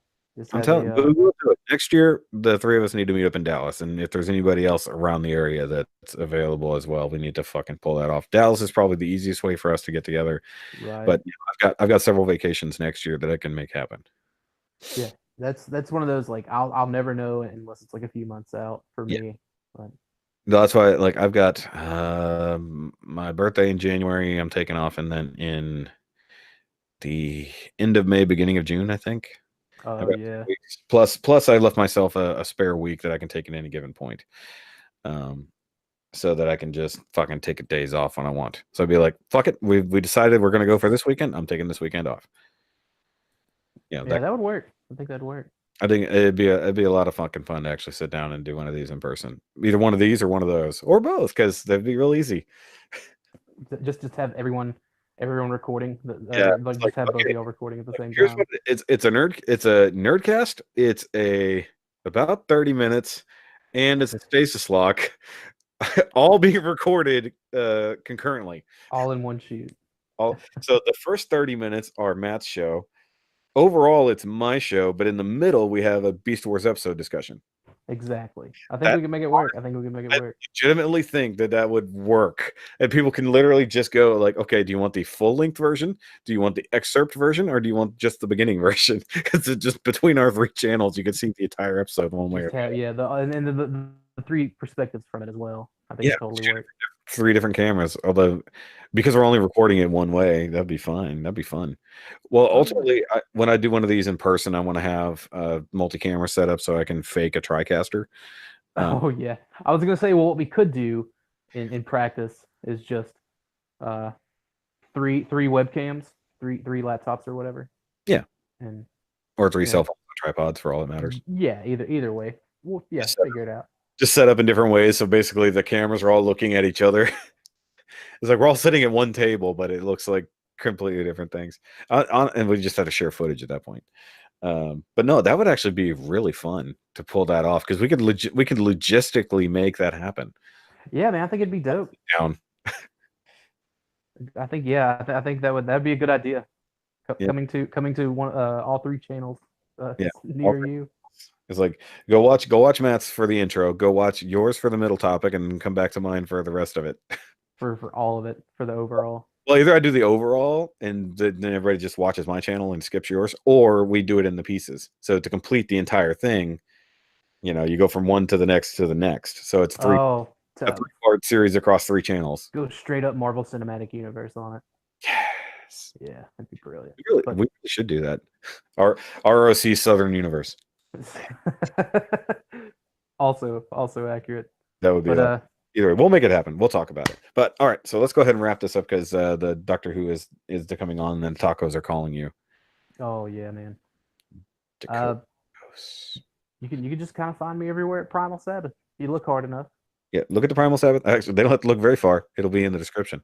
Yeah, bingo. So there we But go. That's me. either way, it's always a blast talking to you, my friend. Yeah, man, it's always fun. We're gonna try to build later tonight, I think. Yeah, the Josh told me about it this morning, and was asking me. I was like, as much as I've been doing today and yesterday, I don't think I have enough time to pull that off as well. I have to Yeah. spend some time with the wife. Oh, I know, man. So And I sleep. know I'm at least 2 hours away from doing anything, but we'll give it a shot. But I do want to see Josh building that Optimus Prime figure. So I know, man. I'll You end can't up wait. watching it anyways. I actually, what if I wasn't for the fact that I'm in the middle of a build that I'm having to record the build Oh log, I yeah. would jump in as well because I've been recording what I've been doing with that Nemesis Prime, so have a whole separate build video. But either way, guys, go like, subscribe, do all the things, t-shirts, Patreons, all the fucking things. You know what it is. If you even bothered listening this far. Yay, self-promotion. If you did live, excuse me, shit. If you did listen and or watch this far, because obviously it's on the audio version as well, thank you. We appreciate your nerderage. Yeah, we appreciate you, man. I appreciate you. I do. I appreciate anybody who listens and watches. And it's always fun talking to people. I love doing it. And it's the easiest thing I have to do on my side, which I should probably do a little bit more research next time. It's always a blast talking with friends. So Yes. And for the love of God, finish that manifesto. you're just waiting for it. You're just ready for it. For that manifesto. There you go. Your manifesto will be the Megatron saga of how he took over Cybertron. Nobody knows what. Actually, that will be the plan. You will write the plan from the point of view of Megatron, and then nobody will have no clue what's going on. There'll just be a whole lot of yeses randomly at the end of sentences. Just yes. Yes. You got to come down. Yes. Yeah, no, man. I got an issue coming down from normal speaking. Because we will talk to you next time. Oh, damn it. I never even did the fucking motto. This is how good I am in my own show. So, guys, just remember, as always, you don't have to be a nerd for everything, but everyone is a nerd for something. Fuck me, it's on a shirt. I should remember this. We'll catch you guys later. Boom. Boom.